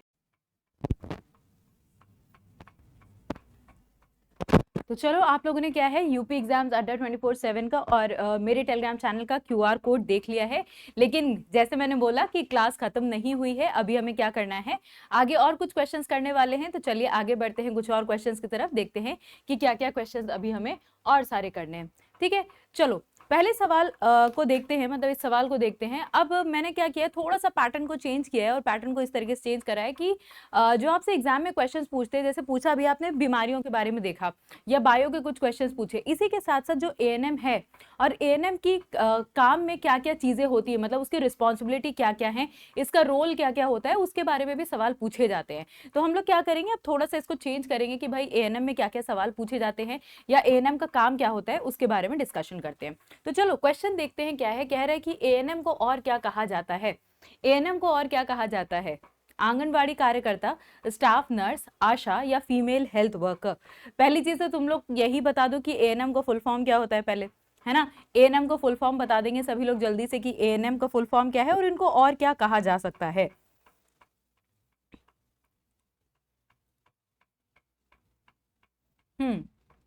देखो, अगर एएनएम की तैयारी कर रहे हो तो कम से कम एएनएम को फुल फॉर्म तो आपको पता होना चाहिए। तो एएनएम का फुल फॉर्म होता है auxiliary nurse, auxiliary nurse and midwife, auxiliary nurse and midwife इनको कहा जाता है। और अगर हम बात करें कि इसको और क्या कह सकते हैं, तो इनको कहा जाता है महिला स्वास्थ्य कार्यकर्ता, फीमेल हेल्थ वर्कर। दूसरा जो शब्द इस्तेमाल करते हैं इनके लिए, वो किया जाता है किसका, फीमेल हेल्थ वर्कर। क्योंकि देखो इनका काम क्या है, पहली चीज इनका काम ऐसा नहीं कि ये कोई डॉक्टर नहीं होते हैं।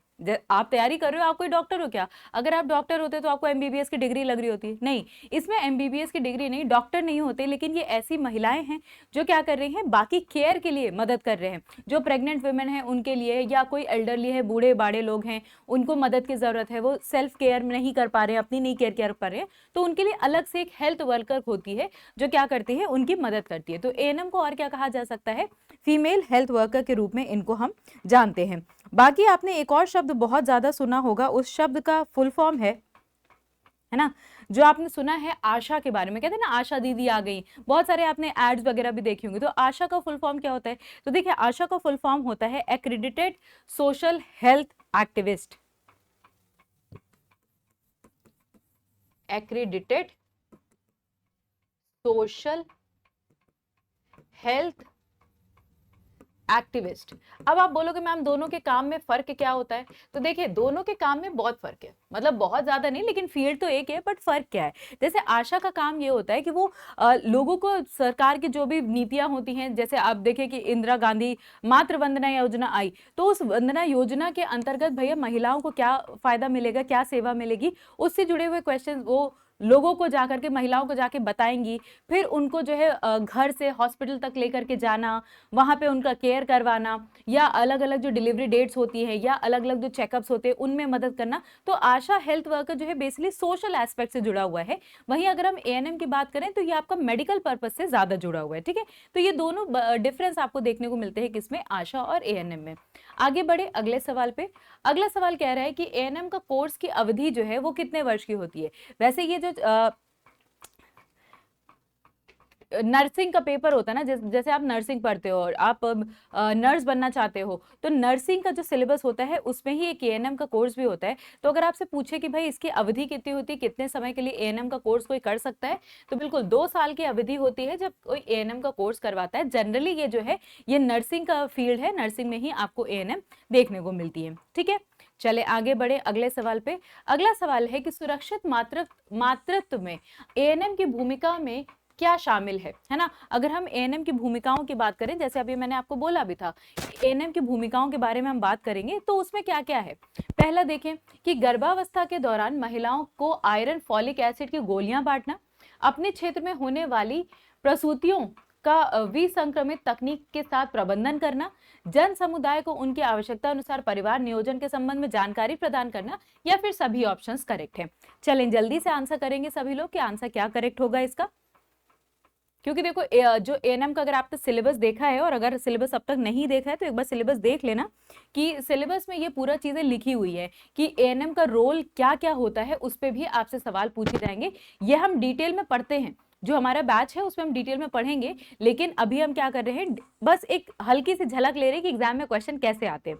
देखो पहली बात है, जैसे मैंने बोला कि एएनएम का काम है कि हाँ हेल्प प्रोवाइड करना, तो पहला वाला स्टेटमेंट तो बिल्कुल करेक्ट है ना, कि महिलाओं को आयरन फॉलिक एसिड की जो गोलियां हैं वो बांटना है, उनको टाइम टेबल बना के देना है कि ये गोली तुम्हें अभी खानी है, कैल्शियम की गोली तुम्हें अभी खानी है या कब करना है, तो ये सारी जानकारी उनको दी जाएगी। इसके अलावा कि अपने क्षेत्र में कि स्टेराइल यूनिक के साथ टेक्निक्स के साथ डिलीवरीज करवाना, क्योंकि सबसे इंपॉर्टेंट होता है उस समय अगर इन्फेक्शन हो गया तो बच्चे और महिला, जो माँ है और बच्चा है, दोनों के लिए जो है बड़ा हानिकारक होता है। तो इन्फेक्शन को कंट्रोल करने के लिए क्या करना होता है, विसंक्रमण करना है, यानी आपको पूरा एरिया क्लीन करना है और उसके बाद ही क्या कर सकते हैं, आगे बढ़ सकते हैं।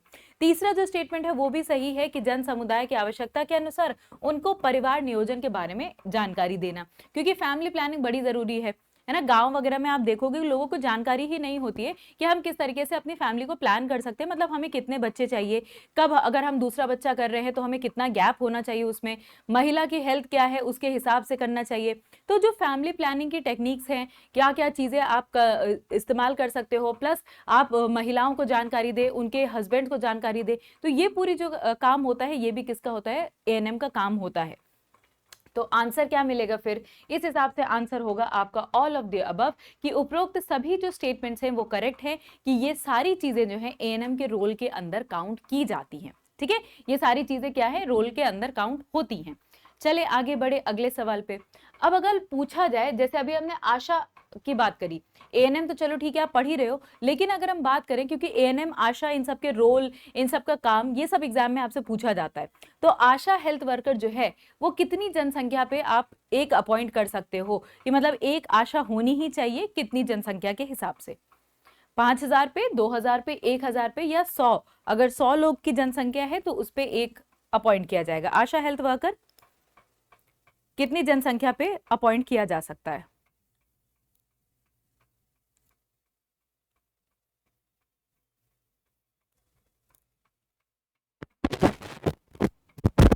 हाँ जी,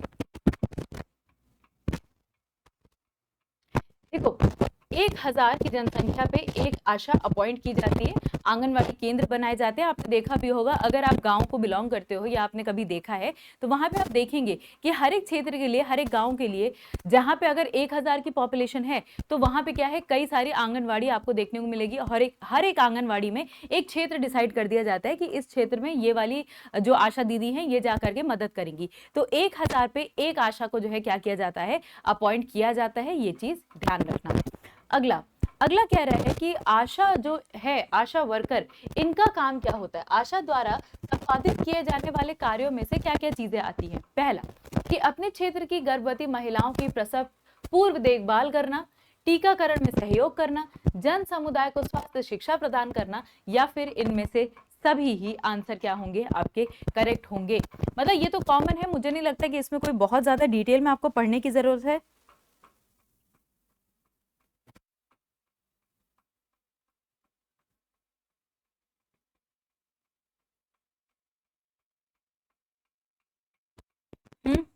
देखो, अब यहाँ पे बात समझो कि एएनएम और आशा, ये दोनों ऐसा समझो कि एक ही सिक्के के दो पहलू हैं, एक ही सिक्के के दो पहलू हैं। आशा वर्कर क्या है, जनरली जो जमीनी स्तर है उससे जुड़ी होती है, यानी ये लोगों के घरों तक जाती हैं, गांव गांव में घूमती हैं, बैठती हैं, बात करती हैं उनसे, उनको मोटिवेट करती हैं, प्रेरित करती हैं कि वो आ करके क्या करे, क्लिनिक तक पहुंचे। एएनएम की अगर आप बात करोगे तो एएनएम क्लिनिक में होती है। एएनएम का काम ये नहीं है कि वो जो है घर घर जाकर के लोगों को समझाए, वो काम किसका है, आशा का है। तो ये दोनों, आशा और एएनएम मिल करके क्या करते हैं, जो अगर प्रेग्नेंट महिलाएं हैं उनको काम है कि आप इंस्टीट्यूशनल डिलीवरी करवाओ, मतलब कि आप उनको हॉस्पिटल तक पहुंचाओ। तो वो पूरा जो है दोनों मिलके काम करती है। तो आशा और एएनएम सिंपल समझो कि एक दूसरे के पूरा काम कर रहे होते हैं। अब अगर इसमें हम आशा की बात करें तो बिल्कुल आशा के काम में क्या क्या चीजें इंक्लूड की जाती है, तो इनमें से सारे ही ऑप्शंस करेक्ट हैं। क्यों? क्योंकि जन समुदाय को स्वास्थ्य शिक्षा प्रदान करती हैं, वो बिल्कुल करती हैं। टीकाकरण में सहयोग करती हैं, क्यों? क्योंकि टीका के लिए कौन सी डेट है, कब इनको हॉस्पिटल लेके जाना है, कौन सा टीका कब लगना है, उन सब की जानकारी भी किसके पास होती है, आशा हेल्थ वर्कर के पास होती है। अपने क्षेत्र की सभी गर्भवती महिलाओं की एंटीनेटाल केयर, यानी गर्भ बच्चा होने के बाद प्रसव पूर्व उनकी क्या है, देखभाल करनी है, क्योंकि उसके बाद भी इन्फेक्शन हो सकता है। प्लस इनके खान पान में क्या चीजें होनी चाहिए, तो उन सारी चीजों की भी जानकारी किसके पास होती है, आशा के पास होती है। वो बेसिकली पूरा रिकॉर्ड बना के रखती है कि किस महिला को क्या दिया जा रहा है, कितना खाना, कितना पोषण, ये सब मिलना चाहिए। तो ये पूरी जानकारी जो है, ये जो पूरा आपको ऑप्शंस दिखाई दे रहे हैं, ऑल ऑफ द अबव, यानी सभी के सभी करेक्ट हैं। आशा के अगर हम कार्यों की बात करें, काम की बात करें, ठीक है बात यहां तक?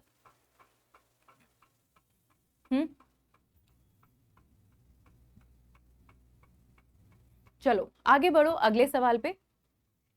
अच्छा, और जितने लोग भी मेरे साथ अभी जुड़ रहे हैं, आप सभी लोग का स्वागत है सेशन में। सभी लोग का स्वागत है। चलें बढ़े आगे। अगला सवाल क्या देख रहा है कि निम्नलिखित में रिकॉर्ड के रख रखाव के दौरान किस बात का ध्यान रखना चाहिए, है ना। मतलब कि अगर आप किसी चीज का रिकॉर्ड बना रहे हो, और स्पेशली अगर हम हेल्थ से जुड़ी हुई बातें करें, तो हेल्थ में जब आप रिकॉर्ड बनाते हो तो उस रिकॉर्ड में क्या क्या हमारे पास इंफॉर्मेशन होनी चाहिए, हमें क्या क्या चीजें ध्यान में रखनी चाहिए। पहला कह रहा है कि रिकॉर्ड हमेशा सुरक्षित स्थान पर रखना चाहिए। दूसरा कि सभी रिकॉर्ड्स को व्यवस्थित ढंग से फाइलिंग कर लेनी चाहिए। रिकॉर्ड्स के रख रखाव के दौरान गोपनीयता का भी ध्यान रखना चाहिए। या फिर ये सारे ही ऑप्शंस आपके लिए करेक्ट नजर आ रहे हैं। अच्छा, हम में से भी बहुत ऐसे लोग होते हैं ना जिनको ऑर्गेनाइज चीजें बहुत पसंद है, बिल्कुल व्यवस्थित होनी चाहिए चीजें, भले ही उनका कमरा क्यों ना हो। अगर कमरा भी है तो कमरा भी कैसा होना चाहिए, एकदम सही, कि भाई इस जगह टेबल लगी, उस टेबल पे भी किताबें एक तरफ रखी हैं, पेन एक तरफ रखे हुए हैं, फोन एक तरफ रखा हुआ है। और कुछ लोग ऐसे होते हैं ना कि पूरे घर में किताबें फैली हुई हैं, पूरे घर में कपड़े फैले हुए हैं। दोनों में फर्क होता है। अब यहाँ पे समझो, अब जैसे तुम लोग भी क्या करते हो, जब नोट्स बनाते हो एग्जाम को लेकर के, तो आप जब नोट्स बनाते हैं एग्जाम के लिए, आप क्या करते हैं, एक ही जगह सारे नोट्स बना देते हो। कुछ लोग ये करते हैं कि एक कॉपी उठाई उन्होंने, उसमें पहले पन्ने पे हम पढ़ रहे हैं क्या, 1947 के बारे में पढ़ रहे हैं, और जैसे ही पन्ना पलटा उधर आ गया भूगोल। अब तीसरा पन्ना पलटा, उसमें आ गया इकोनॉमिक्स, चौथा पन्ना आ गया एएनएम के बारे में। तो आप क्या करते हो कि आपने बनाया तो है रिकॉर्ड, लेकिन वो व्यवस्थित नहीं है। तो इसके लिए ये ध्यान रखना चाहिए। हम इसीलिए हमेशा आपको बोलते हैं कि अगर आप कॉपी बना रहे हो तो कम से कम थोड़ी सी मोटी कॉपी बना लो, या बेसिकली अगर पेपर में भी लिख रहे हो तो वो पेपर एक फोल्डर में रखा करो, ताकि अगर एग्जाम के टाइम में जरूरत पड़े तुम्हें नोट्स की, तो वो नोट्स तुरंत आप इस्तेमाल कर सको। यही सेम चीज होती है रिकॉर्ड्स के साथ भी, कि पहली चीज, रिकॉर्ड तो आपको सुरक्षित रखने चाहिए।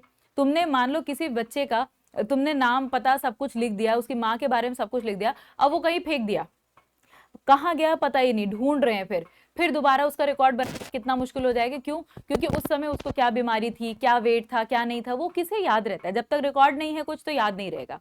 इसके अलावा कि सभी रिकॉर्ड्स को हमें व्यवस्थित ढंग से क्या है, फाइल कर लेना चाहिए कि अच्छा ये इस क्षेत्र की है। मान लो अगर हम जैसे बात करें लखनऊ की, तो लखनऊ में भी अलग अलग क्षेत्र हैं कि इस क्षेत्र का कोई है, कोई बी क्षेत्र का है, कोई सी क्षेत्र का है। अब सब एक साथ अगर कर दोगे तो क्या होगी, गड़बड़ होगी ना। जो तुमने किया कि सारे के सारे नोट्स सारे सब्जेक्ट्स एक ही कॉपी में बना लिए, मैथ्स, रीजनिंग, इंग्लिश सब एक ही कॉपी में घुसा हुआ है, तो गड़बड़ करेगा वो, है ना, रिवीजन के टाइम पे दिक्कत करता है। ठीक, इसके अलावा गोपनीयता बहुत जरूरी चीज है मेडिकल फील्ड में। जब भी आप बात करते हो, गोपनीयता यानी प्राइवेसी बहुत जरूरी है। क्योंकि हम लोग ना, अगर आप कभी भी अपने डॉक्टर के पास जाते हो, बात करते हो, तो आप ये उम्मीद करके चलते हो कि भाई जो बातें हम डॉक्टर को बता रहे हैं वो डॉक्टर और पेशेंट के बीच में रहेगी। ये एथिक्स भी होती है। ये एथिक्स भी होता है कि डॉक्टर जो है पेशेंट के बारे में कहीं बाहर डिस्कस ना करे, नाम तो कतई ना ले, और उसकी बीमारियां जो भी दिक्कतें, कई बार क्या होता है कुछ ऐसी बीमारियां हैं जो आप नहीं डिस्कस करना चाहते सबको। इसी तरीके से जब आप रिकॉर्ड बना रहे हो, अब रिकॉर्ड इसलिए भी कि क्या पता उसको कोई गलत फायदा उठा ले, कि अच्छा मान लो जैसे ये चीजें हरियाणा में बहुत हुई थी कि बहुत लोगों ने डेटा निकाला पूरा, है ना, फाइल निकाल ली, डेटा निकाल लिया कि बच्चे बच्चियां लड़कियां कहाँ कहाँ पैदा हुई हैं। उन्होंने जाकर के क्या किया, उन घरों से लड़कियों को उठाया और उनको मारना शुरू कर दिया था। तो ये सारी चीजें भी जरूरी है कि आपको गोपनीयता बहुत इंपॉर्टेंट है बना के रखनी, प्राइवेसी भी। तो इसका आंसर क्या हो जाएगा आपके लिए? आंसर हो जाएगा ऑप्शन नंबर डी, यानी कि सारी की सारी ही आपकी चीजें हैं जो आपको ध्यान में रखनी है। अगला सवाल कि एक एएनएम द्वारा गर्भवती महिला को दी जाने वाली प्रसव पूर्व सलाह क्या होगी? मतलब आप प्रेगनेंसी के डिलीवरी के बाद, बच्चा होने के बाद एंटीनेटाल जो उसको एडवाइस दी जाएगी वो क्या होनी चाहिए? पहला कि गर्भावस्था के दौरान संतुलित आहार लें।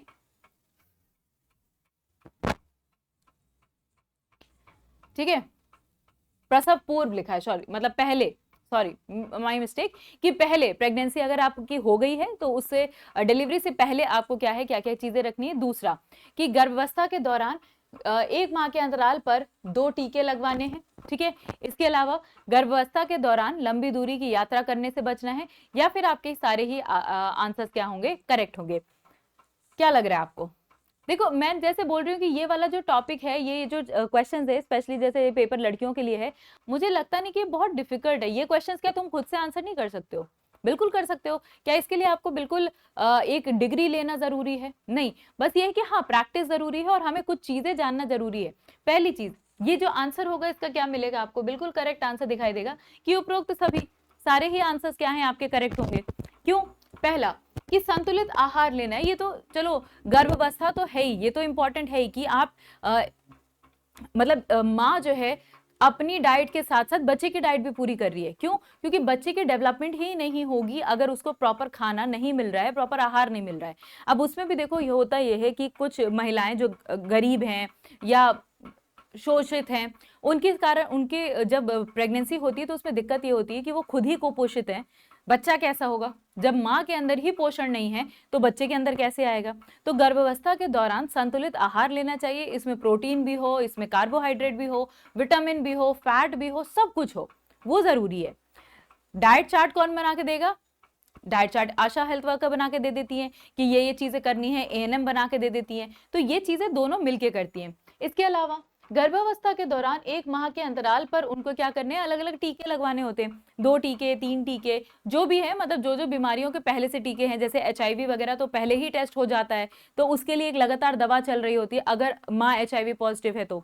उसके अलावा कि लंबी दूरी की यात्रा करने से बचना चाहिए। क्यों? क्योंकि जितना ज्यादा झटका लगेगा, रोड पे जा रहे हो, रिस्क बढ़ जाते हैं, है ना, रिस्क बढ़ जाती है। तो अवॉइड किया जाता है कि बहुत ज्यादा लॉन्ग डिस्टेंस की जो ट्रैवल है उसको मना किया जाए। तो उनको कहा जाता है, सजेस्ट किया जाता है कि भैया आप क्या करें, इन सारी चीजों का आप ध्यान रखें और अपनी प्रॉपर प्रेगनेंसी का ख्याल रखें। आगे अगला सवाल कह रहा है कि डॉट्स थेरेपी का संबंध किस रोग से देखने को मिलता है आपको? डॉट्स थेरेपी मलेरिया में मिलेगी, ट्यूबरकुलोसिस में मिलती है, गोइटर में मिलती है, यानी 6 रोग, सॉरी घेंगा में, या फिर कुष्ठ रोग में?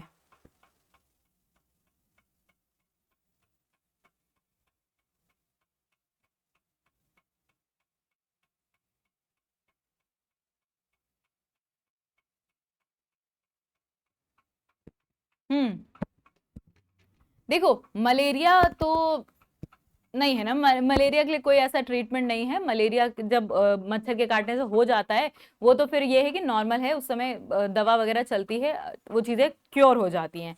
अगर हम गोइटर की बात करें तो घेंगा की जो बीमारी होती है वो किसके कारण होती है?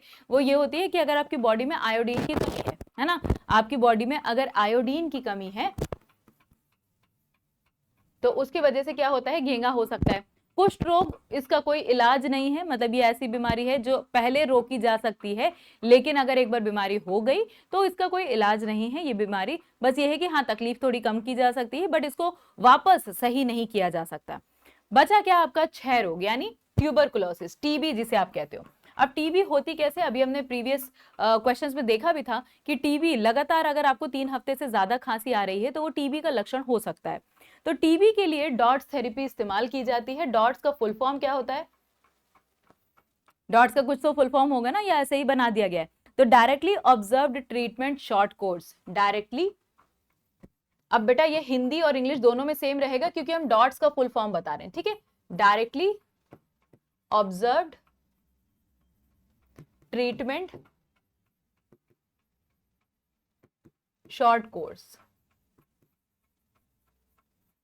अगर ऐसा लगता है कि है ना इनको टीबी है, चेकअप वगैरह होता है और उसके बाद तुरंत जो है डॉट्स थेरेपी शुरू कर दी जाती है। ये ऐसा होता है कि शॉर्ट कोर्स होता है, मतलब कुछ समय के लिए दवा जो है लगातार चलती है और डायरेक्टली इसको जो है ऑब्जर्व भी किया जाता है। डॉक्टर जो है लगातार इस पर नियंत्रण रखते हैं, उसको लगातार चेक रखते हैं इन द फॉर्म ऑफ, है ना, वो लगातार देखता है कि क्या भैया सामने वाला जो है वो दवा ले रहा है या नहीं ले रहा है।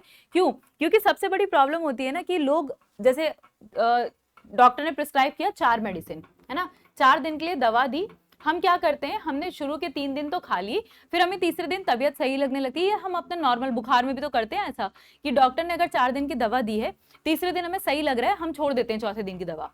लेकिन जब आप चौथे दिन की दवा छोड़ देते हो तो सबसे बड़ी दिक्कत वहीं से शुरू होती है। क्यों?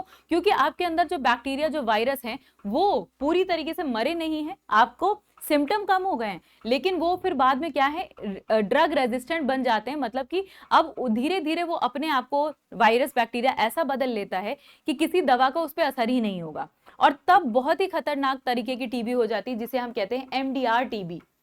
एमडीआर टीबी, ठीक है? ये वो कोई खाने का मसाले का नाम नहीं है एमडीआर, ये है multi drug resistant. Multi drug resistant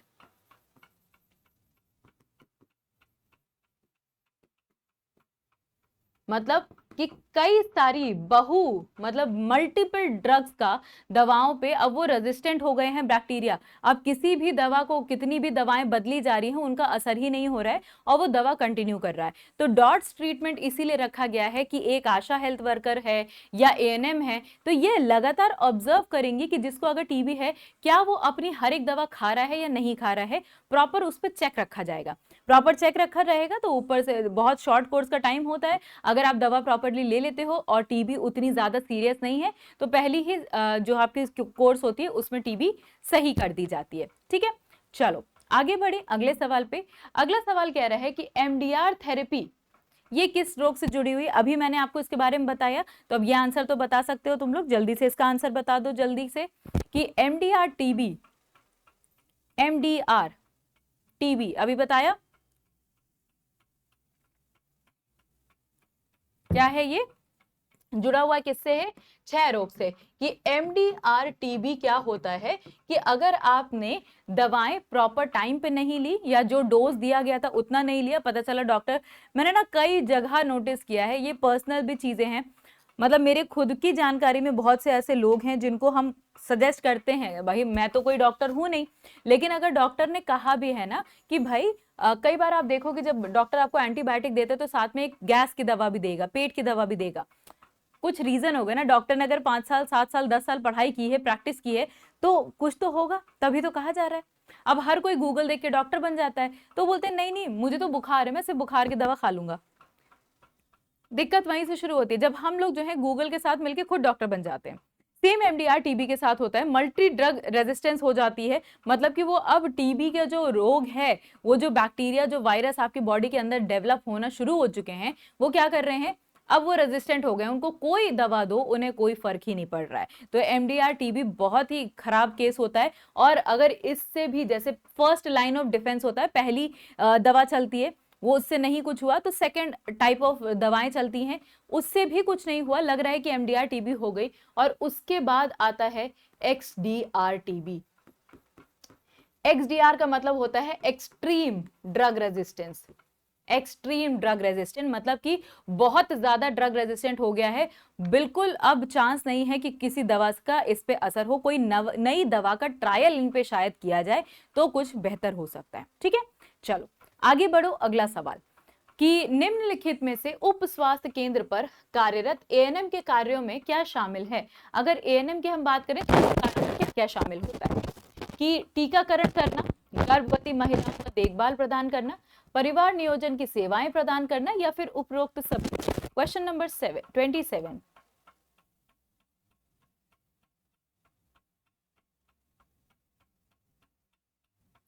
देखो अभी हम लोग ने कार्यों के बारे में देखा, अभी हमने डिटेल में डिस्कस भी किया ना कि कौन कौन से कार्य हो सकते हैं। तो पहले क्या दिखाई दे रहा है, बिल्कुल सही है कि टीकाकरण करना ये जरूरी है, वो सिखाया जाता है। इसके अलावा देखभाल प्रदान करना, परिवार नियोजन की सेवाएं प्रदान करना, कि मतलब क्या आपके लिए ऑप्शन सही होगा कि अगर आप फैमिली प्लानिंग की सोच रहे हो तो आप क्या कर सकते हो, किस तरीके से प्लान कर सकते हैं। ठीक, तो आंसर क्या हो जाएगा आपका, उपरोक्त सभी, यानी all of the above are correct. चलें आगे बढ़े अगले सवाल पे। निम्नलिखित में से रिकॉर्ड लेखन का सिद्धांत क्या होता है। जब आप रिकॉर्ड लिख रहे हो तो उसमें क्या चीज हमें ध्यान में रखनी चाहिए, वो हमने अभी देखी थी, उसी से जुड़ा हुआ सवाल है। देखो क्या होगा, आंसर क्या दिखाई देगा आपको।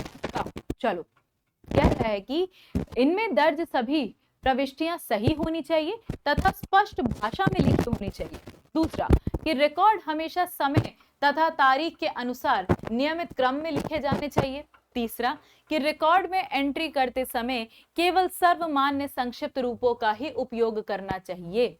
या फिर ऑल ऑफ द अबव, यानी सारे ही स्टेटमेंट्स आपके क्या करेक्ट होंगे। चलो क्वेश्चन थोड़ा सा लंबा है तो स्क्रीन तुमको दे देते हैं कि एक बार क्वेश्चन को ढंग से पढ़ ले, अब खुद सोच के आंसर करना कि क्या हो सकता है इसका आंसर।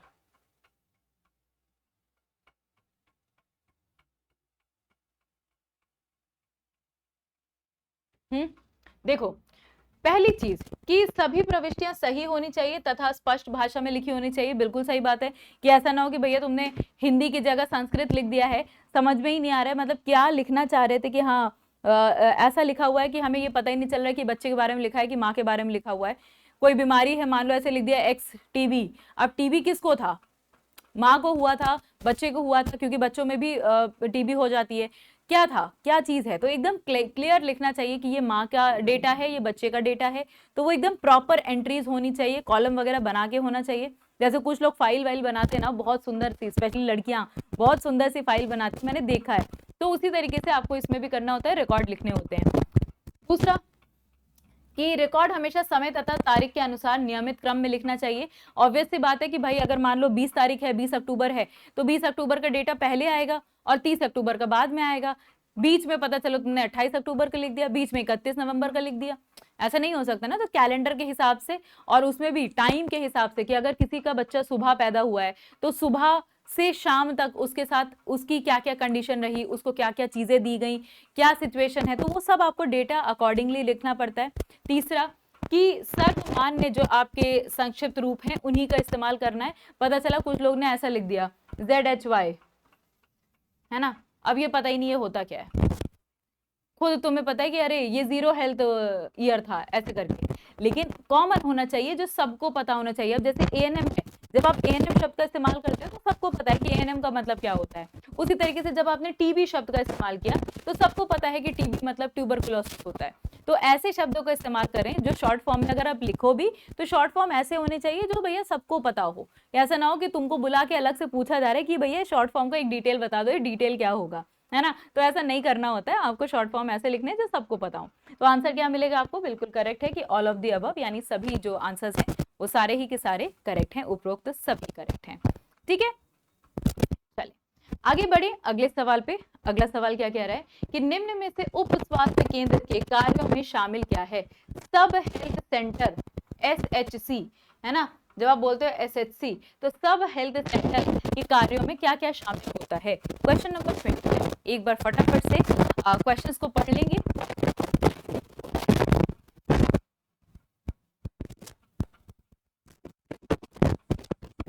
कि मातृ एवं शिशु स्वास्थ्य सेवाएं प्रदान करना, परिवार नियोजन सेवाएं प्रदान करना, टीकाकरण सेवाएं प्रदान करना, या फिर उपरोक्त सभी क्या होगा।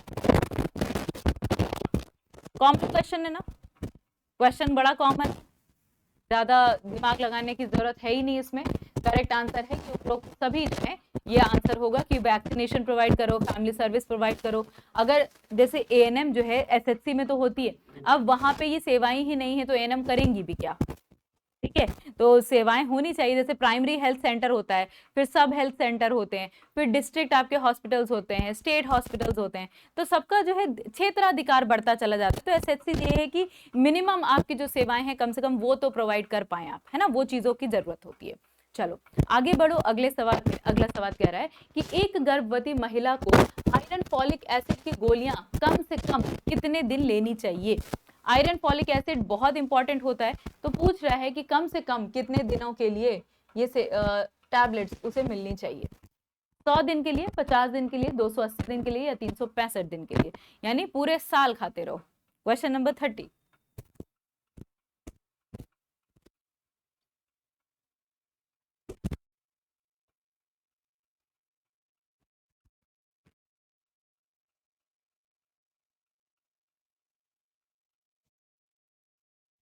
देखो कहा यह जाता है कि अगर आप प्रेगनेंसी प्लान भी कर रहे हैं ना, तो उससे पहले भी कम से कम 3 महीना जो है आपको कोशिश ये करनी है कि आप क्या करें, फॉलिक एसिड की टैबलेट जो है, आयरन की टैबलेट्स, मल्टीविटामिन ये खाते रहें, क्योंकि बॉडी में हमारे वैसे ही जो है बहुत ज्यादा पोषण होता नहीं है। तो पोषण तत्व अगर मेंटेन रहेंगे, स्पेशली विटामिन बी और विटामिन ई अगर ये बॉडी में है, तो इसे हम क्या कहते हैं, फर्टिलिटी विटामिन कहते हैं। ये मदद करते हैं हर चीज में कंसीव करने में। और अगर एक बार कंसेप्शन हो गया यानी बच्चा आ गया, तो उसको अगर प्रेगनेंसी आ जाती है तो प्रेगनेंसी के लिए क्या किया जा सकता है भाई, आप देख सकते हैं कि फॉलिक एसिड की जो टैबलेट्स हैं उसका इस्तेमाल कम से कम मिनिमम टू मिनिमम क्या करना है, हमें 100 डेज के लिए करना ही करना चाहिए। ठीक है, चले बड़े अगले सवाल पे देखते हैं। अगला सवाल क्या है, अगला सवाल कह रहा है कि एक उप स्वास्थ्य केंद्र पर ANM द्वारा संपादित की जाने वाली गतिविधि क्या होती है। The activity performed by ANM at sub health center is, ANM का काम क्या है, SHC पे काम क्या करती है वो, कि वो रजिस्ट्रेशन करती हैं प्रेग्नेंट वुमेन का, लिखती हैं उनके बारे में। दूसरा ये है कि आयरन फॉलिक एसिड की गोलियां वितरित कर रही हैं। तीसरा है कि महिलाओं को टीबी के टीका लगाने के लिए सजेस्ट कर रही हैं, या फिर सभी। क्या लग रहा है कि क्या आंसर होगा।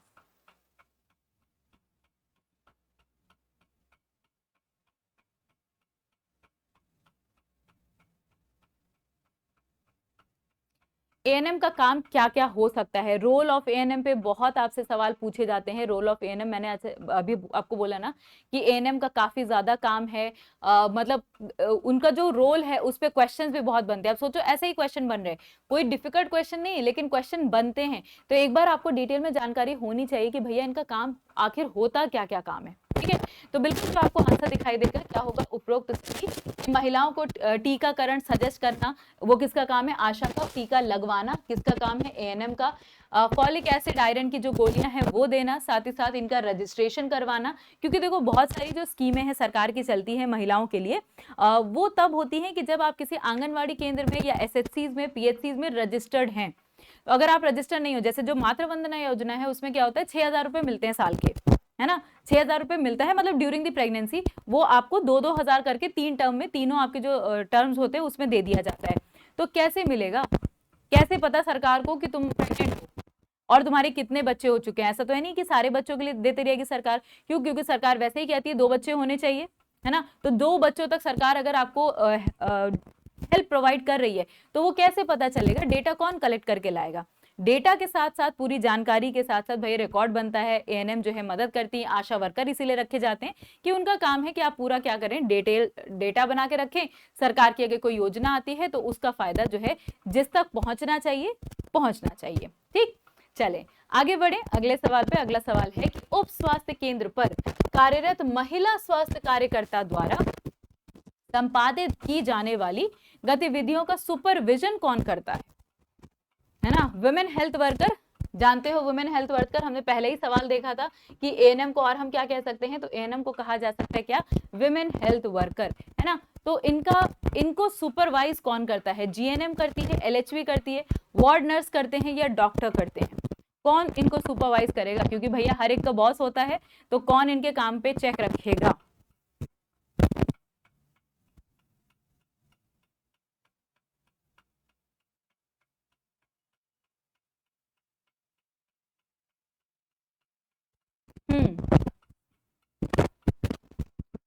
चलो जल्दी से बताओ इसका क्या होगा आंसर।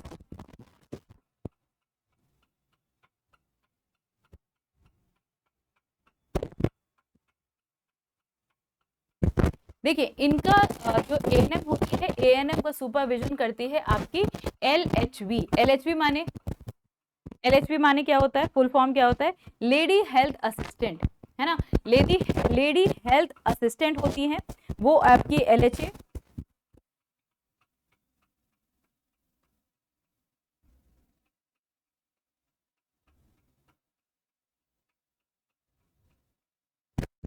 लेडी हेल्थ असिस्टेंट या लेडी हेल्थ विजिटर,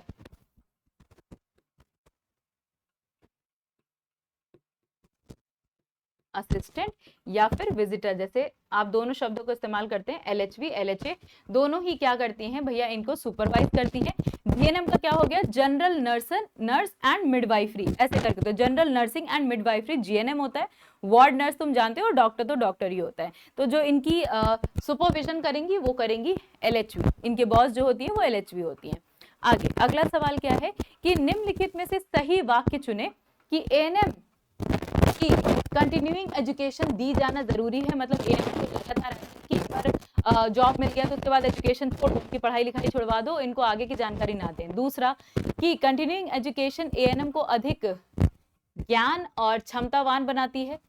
तीसरा कि एएनएम को जॉब संतुष्टि प्रदान करती है। क्या होगा आंसर, इसका ही वाक्य कौन सा है।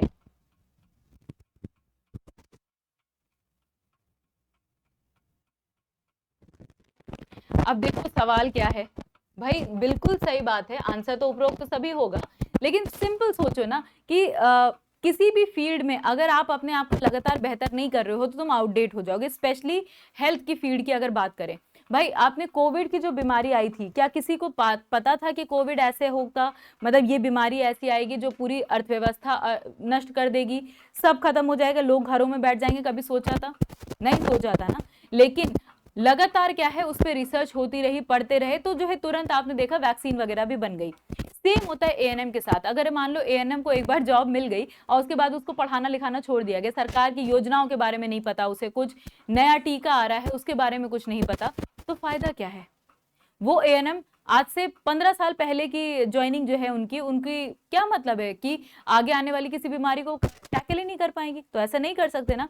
तो बिल्कुल जरूरी है कि कंटिन्यू एजुकेशन देना जरूरी है। क्यों, ताकि वो बेहतर, उसकी क्षमताएं बेहतर बढ़े, नॉलेज उसकी ज्यादा बेहतर बढ़े, और साथ ही साथ इनकी जो है जो संतुष्टि है, जॉब सेटिस्फैक्शन जो है वो मिलेगा। क्यों, देखो ऐसा लगता है ना कि जैसे, अब पता नहीं तुम लोग के साथ ऐसा होता है या नहीं, लेकिन हमारे साथ ऐसा होता है कि जब मैं क्लास लेने आती हूँ तो काफी चीजें पढ़ के आते हैं पहले से। मैंने भी कभी एएनएम का कोर्स नहीं किया है, लेकिन हम लोग भी क्या करते हैं, चीजें पढ़ के आते हैं कि अच्छा ये ऐसे हो सकता है, अच्छा इस सवाल को और कैसे जोड़ा जा सकता है। ये जब हम चीजें पढ़ रहे हैं तो ज्योग्राफी की बड़ी बड़ी किताबें पढ़ के आ रहे हैं, पॉलिटी की बड़ी बड़ी किताबें पढ़ के आते हैं। क्यों, क्योंकि जब हम क्वेश्चंस का आंसर करते हैं या चीजें आपको पढ़ाते हैं और आपको वो चीजें समझ में आ जाती है, तो हमें ऐसा लगता है कि जो हम अपना जॉब कर रहे हैं, है ना, जो हमारा कार्य है उसको हम फुलफिल कर पा रहे हैं। सेम होता है एएनएम के साथ। अगर वो किसी गर्भवती महिला के साथ है, उसका बच्चा हेल्दी है, वो महिला हेल्दी है, बच्चा बड़ा हो रहा है, अच्छा हेल्थ जा रहा है उसका, तो उसको देख के अच्छा लगता है कि हाँ चीजें जो मैंने हेल्प करी वो एक बहुत ही इंपॉर्टेंट चीज है। इसीलिए कहा जाता है ना, डॉक्टर्स को भगवान का दूसरा रूप कहते हैं। क्यों, क्योंकि हम भगवान को देख नहीं पाते, लेकिन जब एक बच्चा दुनिया में आता है और वो जो एक फीलिंग है पूरा डॉक्टर्स के ऊपर डिपेंड होता है, डॉक्टर क्या कर रहे हैं उस पे है। साथ ही साथ एएनएम भी तो मेडिकल फील्ड से जुड़ी हैं। ये सोचो, अगर तुम ये जॉब करते हो और अगर तुम्हें पसंद है लोगों की सेवा करना, तो ये जॉब में तुम्हें सेटिस्फैक्शन कितना मिलेगा, कितना आप हेल्प कर पाओगे लोगों की, कितनी अच्छी चीज है ये, है ना। चले आगे बढ़े अगले सवाल पे। अगला सवाल कह रहा है कि जोखिम मुक्त प्रक्रिया से पूर्व रोगी स्वयं या उसके परिजनों से इसके लिए निम्नलिखित में सहमति लेना जरूरी होता है। सहमति होती है, लिखित आदेश होते हैं, लिखित सहमति होती है, लिखित प्रार्थना होती है, लिखित प्रक्रिया होती है। क्वेश्चन नंबर 34, अगर कोई रिस्की प्रोसीजर है, आपने देखा होगा डॉक्टर्स हमेशा जो है आपसे एक कंसेंट फॉर्म, या पेशेंट अगर लिख पा रहा है, समझ पा रहा है तो फॉर्म साइन कराया जाएगा, या फिर तो उसका कोई फैमिली मेंबर है तो उससे करवाया जाएगा। तो ये क्या होता है, ऑर्डर होता है, मतलब आदेश दिया जाएगा उनको, उनसे सहमति ली जाएगी, लिखित प्रार्थना होगी उनकी, या फिर प्रक्रिया होगी, क्या होगी। तो बात है कि लिखित सहमति होती है ना। इसीलिए जब भी इनफैक्ट पेशेंट भी अगर जैसे ऑपरेशन थिएटर में जा रहा है ना, उसको हॉस्पिटल में एडमिट करने से पहले ही क्या कर लिया जाता है, पूरी जानकारी उसको दी जाती है कि तुम्हारे ऊपर ये ऑपरेशन करा जाएगा, ये है, अगर इसमें कुछ रिस्क होता है तो क्या क्या रिस्क है, वो पूरी जानकारी दी जाती है, और तब उससे फॉर्म पे साइन कराया जाता है। अगर पेशेंट उस हालत में नहीं है, ऑब्वियस सी बात है, तो उसका कोई परिवार का सदस्य होगा, परिजन होगा, वही उस फॉर्म पे साइन करता है, ताकि जो है उसको भी क्लियर हो कि भाई अगर कोई प्रोसीजर हो रहा है तो वो किस प्रकार से किया जाएगा। ठीक है, तो वो क्या होता है, रिटन कंसेंट लिया जाता है फॉर्म पे साइन करवा कर। ठीक, चलिए आगे बढ़े अगले सवाल पे कि निम्न में से एएनएम का कार्य नहीं है, इनमें से कौन सा ऐसा काम है जो एएनएम का नहीं है।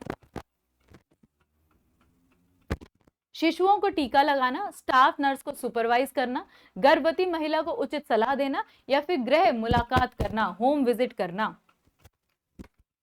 क्या इनमें से एएनएम का काम नहीं होगा।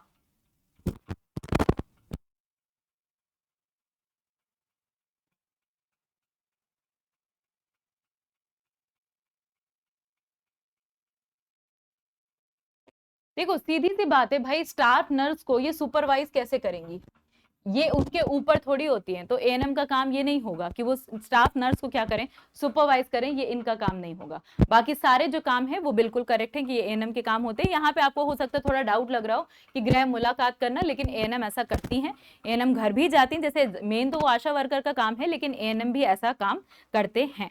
ठीक है,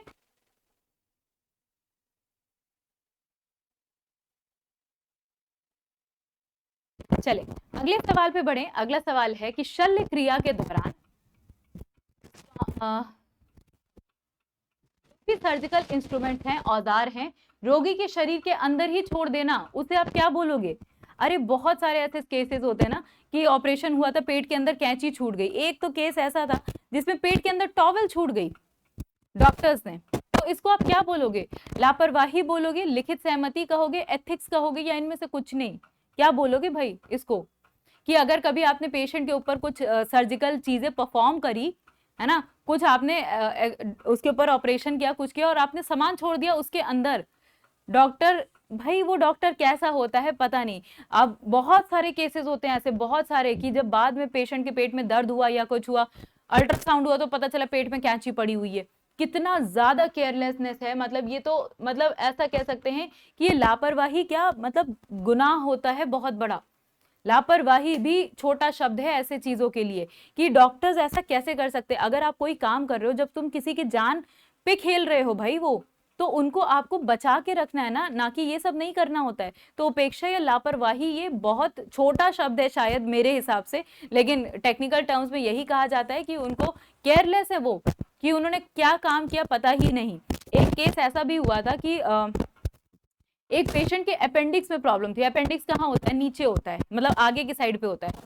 उस डॉक्टर को कुछ जानकारी नहीं, उसने पेशेंट को लेटाया टेबल पे, और पीछे से रीढ़ की हड्डी की तरफ से उसने क्या किया, चीरा लगाना शुरू कर दिया।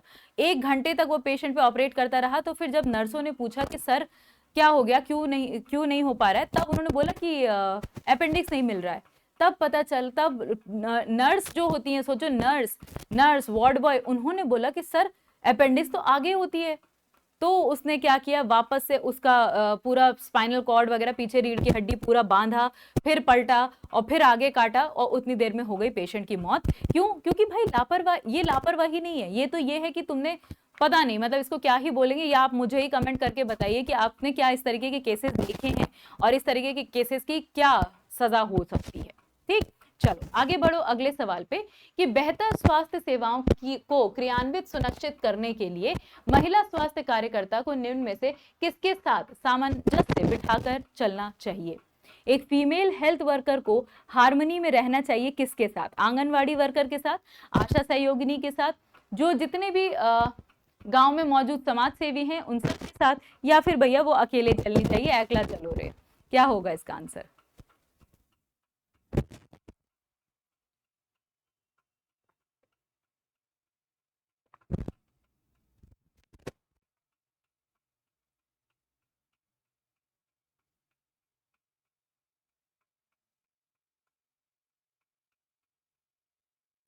सीधी सी बात है ना भैया, सबके साथ मिलजुल के रहना पड़ेगा।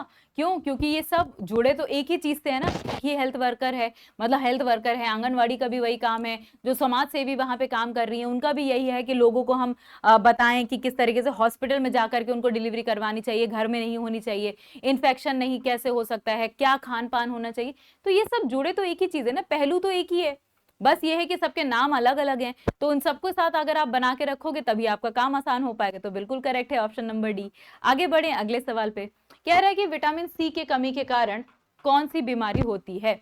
विटामिन सी की कमी के कारण होने वाली बीमारी कौन सी है? मसूड़ों का सूज जाना, एनीमिया के लक्षण दिखाई देना, घाव का देरी से भरना, या फिर इनमें से सभी? क्या होगा इसका करेक्ट आंसर?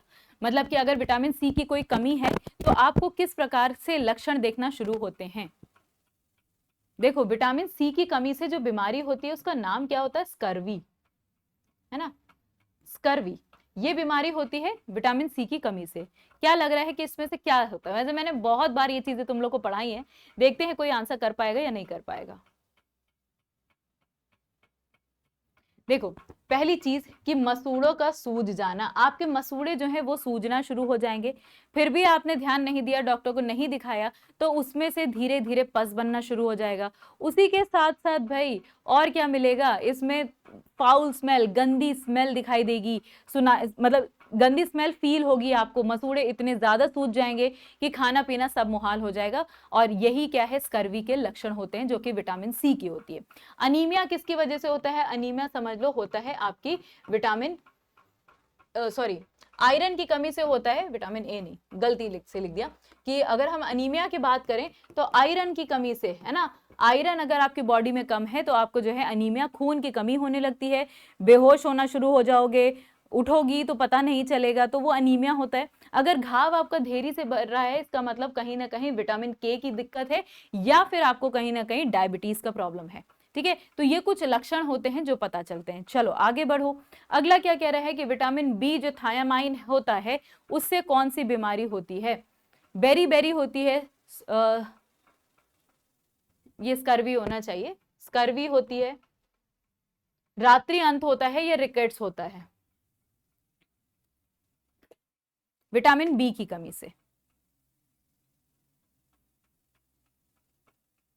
देखिए, विटामिन बी की कमी से होती है बेरी बेरी। ठीक है, बेरी बेरी की जो बीमारी है वो होती है विटामिन बी की कमी से। रिकेट्स किसकी कमी से होती है? विटामिन डी की कमी से होती है। और नाइट ब्लाइंडनेस जो है तुम्हारा, रतौंधी जो होता है, वो विटामिन ए की कमी से होता है। ठीक है, चलो बढ़ते हैं अगले सवाल पे। और अगला सवाल क्या है कि विटामिन ए की कमी से क्या होता है? देखो, विटामिन ए मैंने अभी आपको बताया, रतौंधी यानी नाइट ब्लाइंडनेस होता है। नाइट ब्लाइंडनेस मतलब कि जैसे जैसे रोशनी कम होती जाती है, मतलब अंधेरा होने लगता है, आपकी आंखों की रोशनी और डिम होती जाएगी, आपको रात में दिखाई नहीं देगा। ठीक है, स्कर्वी अभी हमने देखा कि ये सी की कमी से हो रहा है, बेरी बेरी बी से हो रहा है। अगर हम पेलाग्रा की बात करें तो विटामिन बी 12 की कमी से क्या होगा? आपका पेलाग्रा रोग होता है। डी की कमी से अभी आपने देखा कि रिकेट्स या ऑस्टियोपोरोसिस होता है। सिंपल समझो कि जो हड्डी की कमजोरी है, हड्डी में छेद होने लगते हैं, हड्डियां कमजोर पड़ने लगती हैं, हड्डियां टूटना शुरू हो जाती हैं, वो आपको देखने को मिलता है क्या? विटामिन डी की कमी से। अगर बॉडी में क्लॉटिंग नहीं हो रही है, खून का थक्का नहीं जम रहा है, घाव नहीं भर रहा है जल्दी, इसका मतलब है कहीं ना कहीं आपको विटामिन के की कमी हो रही है। ठीक है, तो ये आपको क्या देखने को मिलेगा? कुछ विटामिन से होने वाली बीमारियां या विटामिन से जुड़े हुए रोग। विटामिन ए मिलता कहाँ से हमको? जैसे जितने भी आपके लाल फल हैं, गाजर वगैरह खाएं, उससे विटामिन बढ़िया मिलता है।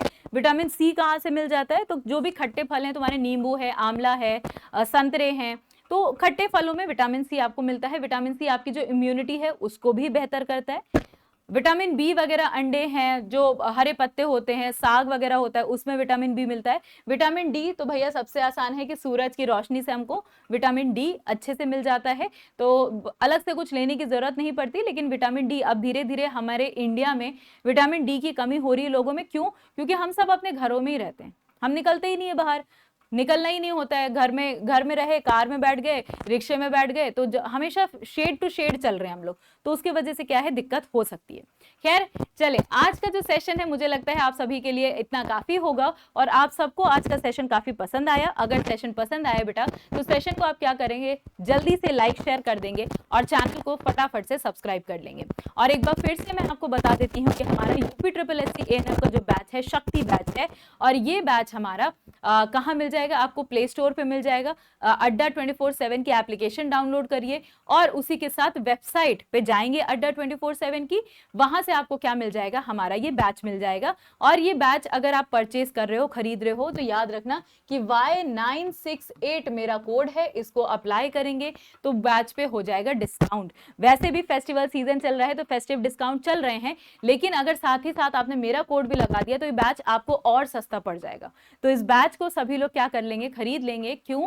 क्योंकि हम लोग इसमें डिटेल में जानकारी के साथ सीरीज को पढ़ रहे हैं। ठीक, चलें एक बार वापस से आपको दिखा देती हूँ अपना टेलीग्राम चैनल, ये है मेरा फरिहा मैम GS, आप इस पे मेरे साथ कनेक्ट कर सकते हैं और आप PDF वगैरह सारी काम मिल जाएंगी। यूपी एग्जाम्स अड्डा 24/7 पे आपको सारी PDF मिल जाएगी। तो आप सभी लोगों का बेटा आज बहुत बहुत धन्यवाद मेरे साथ जुड़ने के लिए।